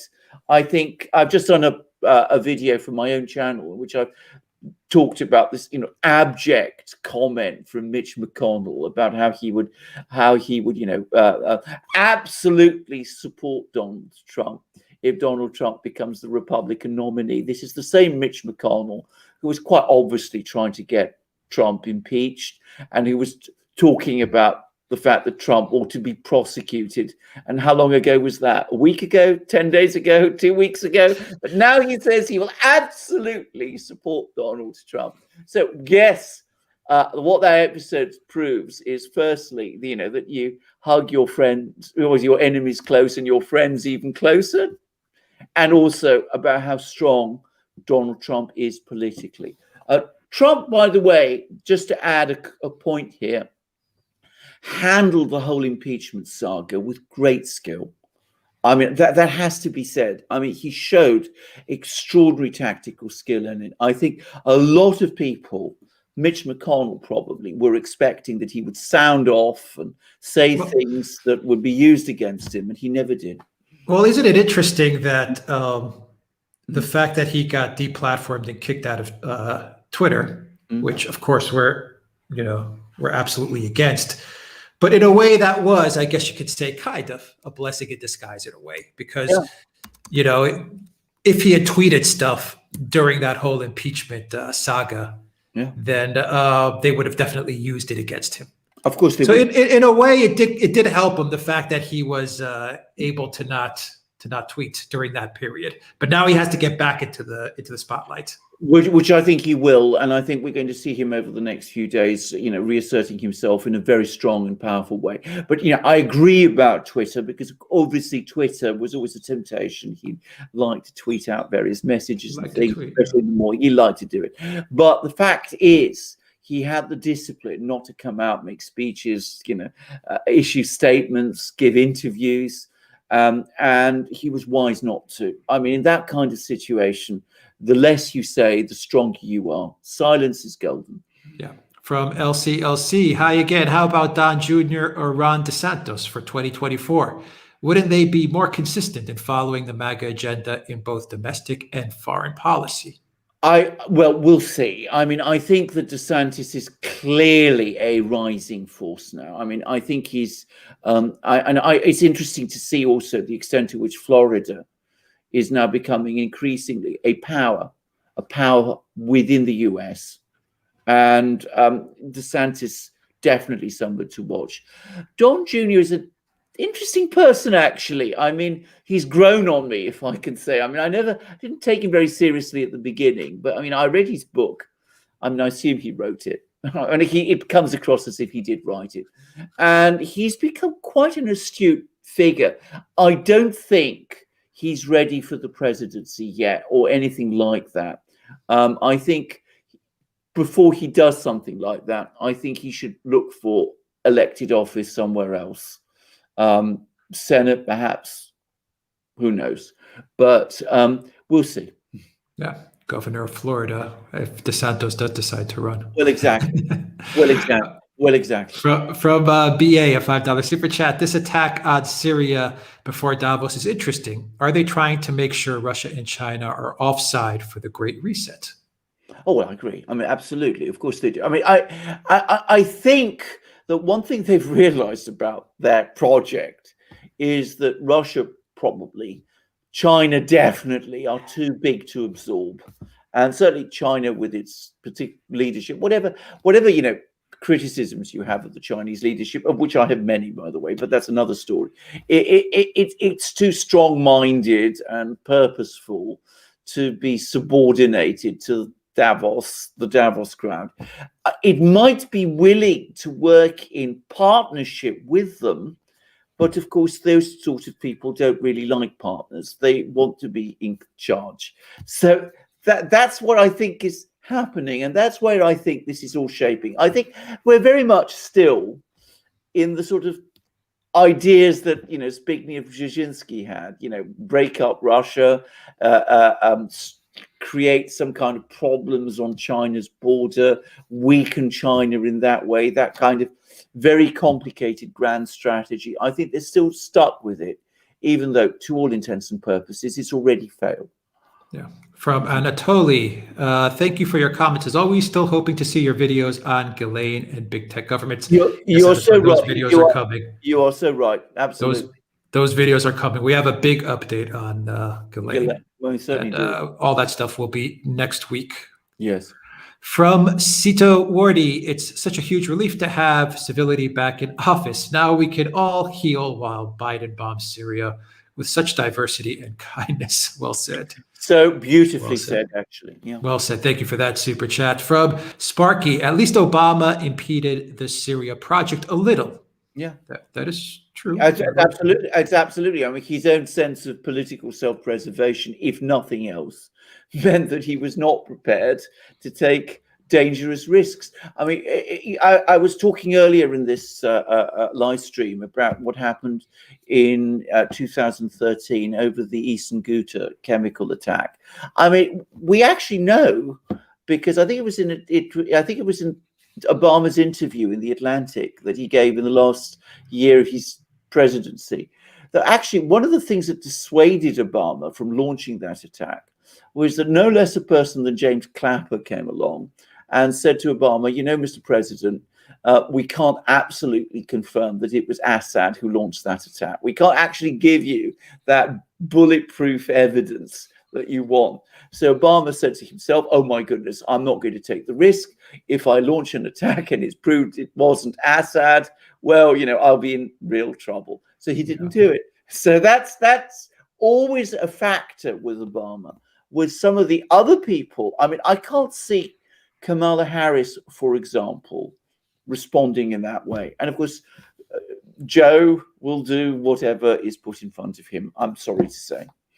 Yeah, no, Kamala Harris will see the CNN journalist sniffing the backpack and saying, oh my God, I smell chemicals on this backpack. And Kamala Harris will say, well, that's enough for me. Let's do it. So, I mean, it's, yeah. At least Obama, for all his faults, at least he had some sort of political sense to him. And he did have a break. Absolutely. He was able to pull the break. Absolutely. Every now and then. All right, from Flying Boar, $5 super chat. Thank you, Flying Boar. I'm trying to see if there's a question. Yeah, is there alternative for Russia on SWIFT banking in case they get kicked off? Oh yes, I mean they've actually created their own alternatives to SWIFT. The central bank created it some time ago, and they've actually done trial runs on it. It doesn't connect everybody. It's at the moment a fairly small system, but apparently it could be expanded very fast to include all Russian commercial banks and some big Russian companies very quickly. And as we've discussed both on this channel and as I've discussed in my own channel, the Russians are also forging ahead with developments of their own digital currency, which is expressly said to be intended to circumvent SWIFT. In fact, there is apparently already been a major report provided to the central bank by the Russian commercial banks as to how this digital currency could be set up, and they'll be doing their first trials on it this summer. So they're moving fast. They've already, as I said, got all their own system ready if they're disconnected from SWIFT, and beyond that, they're looking at digital currencies as a way of ending this problem once and for all.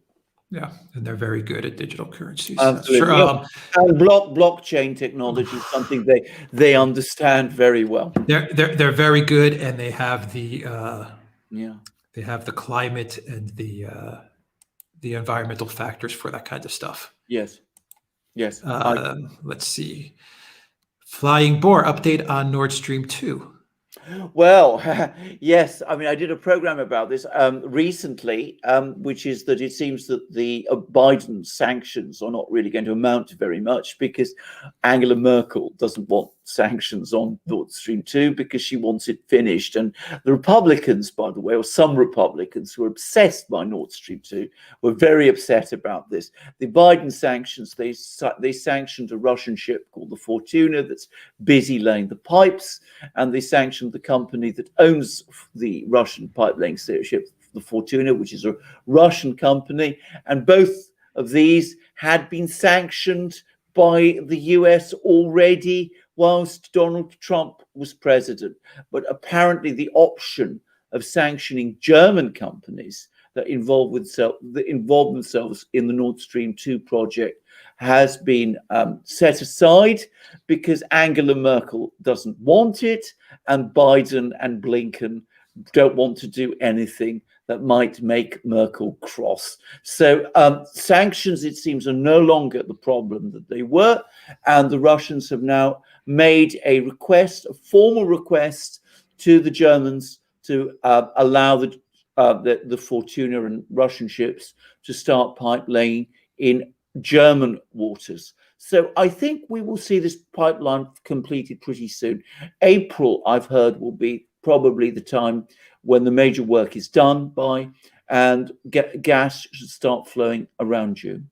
All right, from Life of Brian 999, at least the public reaction to recent health events has given us deeper insight into the psychological roots underlying the practice of throwing virgins into volcanoes. Well, yes, good comment. Good comment. And one more here from Mary Antonia Young. Biden won't give the State of the Union address. Date still to be announced, but usually it's given in early February. Comments? We have talked about this. Final comments on this? We've talked about this. I mean, I have to say, I am shocked, actually. I mean, that is so much an obvious, not just an obvious, I mean, a necessary part of the president's, work. I mean, the president comes and gives an address about the State of the Union once a year. It's been copied by so many countries around the world. Abraham Lincoln, of course, used to do it during the Civil War. I mean, this president doesn't seem able to do it, or even to do it in a virtual way. I do find it shocking. I mean, I find it extraordinary. And I have to say this, if Biden can't even do that, then I really don't think he should be president. And I think in that case, well, we've heard an awful lot about, the 25th Amendment and all those sorts of things. But if things are that bad, maybe somebody ought to be looking into that. Just saying. All right, let's do a final super chat here from Brando Commando. Is it true that Marie Le Pen has had a surge in the polls, or am I reading propaganda? What do you think is the future for the French government? No, you're not reading propaganda. Again, I did a program about it some time ago on my channel. She's now drawn level with Macron as the preferred choice for French people in the event that she got through to the second round. So if on the assumption that she did get through to the second round, which she will, by the way, she was facing off against Macron, which isn't certain, by the way, then at the moment she's even with Macron and she's got the momentum behind her. So no, she is experiencing a surge, but France, I'm afraid, is one of those countries where nothing is ever certain. There's still a year between now and the presidential election in France. Doesn't follow that because Marine Le Pen is riding high in the polls now, she still will be in a year's time. All sorts of things can happen in France. Scandals can be created around, the leading contender. It's happened last time to Pierre Fillon, for example. A new candidate can be suddenly produced. The new messianic figure who'll come and solve all the problems.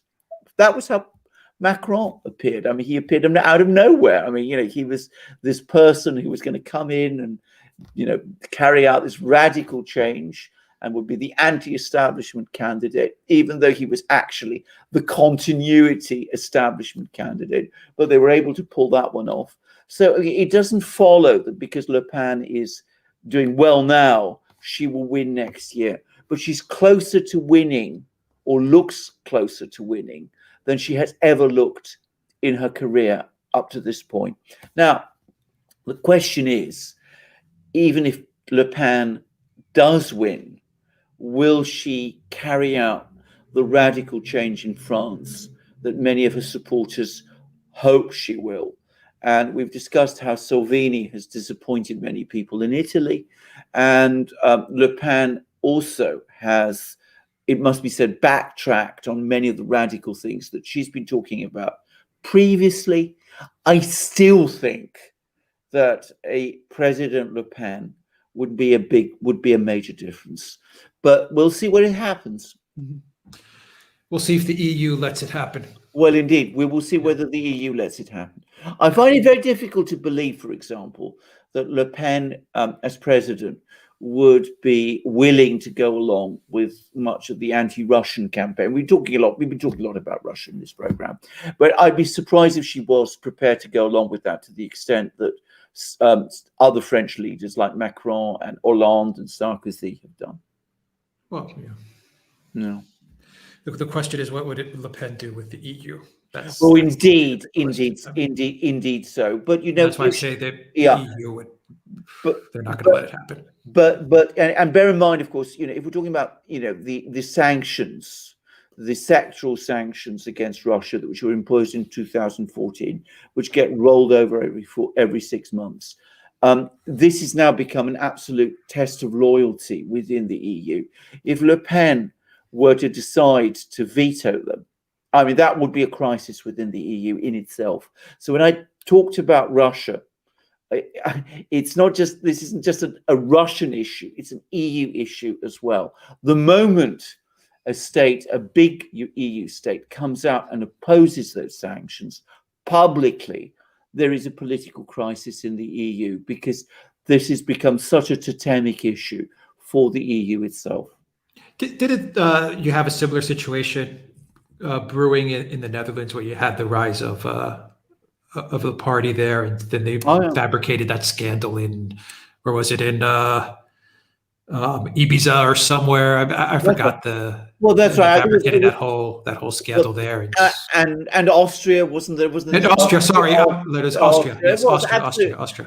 Absolutely, and it's quite likely we will see that. I mean, and that was a completely fabricated scandal. I mean, it was supposed to be, was it the daughter of some oligarch or other? Except, of course, she wasn't. She was a Yugoslav actress. I mean, the whole thing was a complete setup.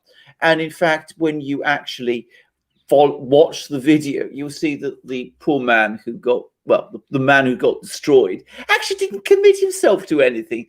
I mean, it was the whole thing was fabricated. And the video itself was empty of any real substance, and yet it was still presented as a major scandal. So yes, these people are perfectly capable of conjuring all that up too. So we'll see. France, I'm afraid, it's, as I said, she's closer than she's ever been before, but it doesn't mean she's going to win. And I think we need to understand that and prepare ourselves for that fact. Yeah, Forum for Democracy. That's what I'm thinking about in Netherlands. Yeah. Thank you, GV, for that. Yes. And yes. I'm interested if they're still rising or not. Yeah. Thierry Badut, I believe, is his name. Yes. All right. They have elections as well. Israel has elections. Netherlands has elections. Who else? Oh, yeah. Alexander, Oh, that we'll be covering this month. indeed. Who Is else? that, is that it? Yeah, I Netherlands think it and might Israel. in Yeah. Israel. I think that's it. Yes. Okay. Yeah. All right.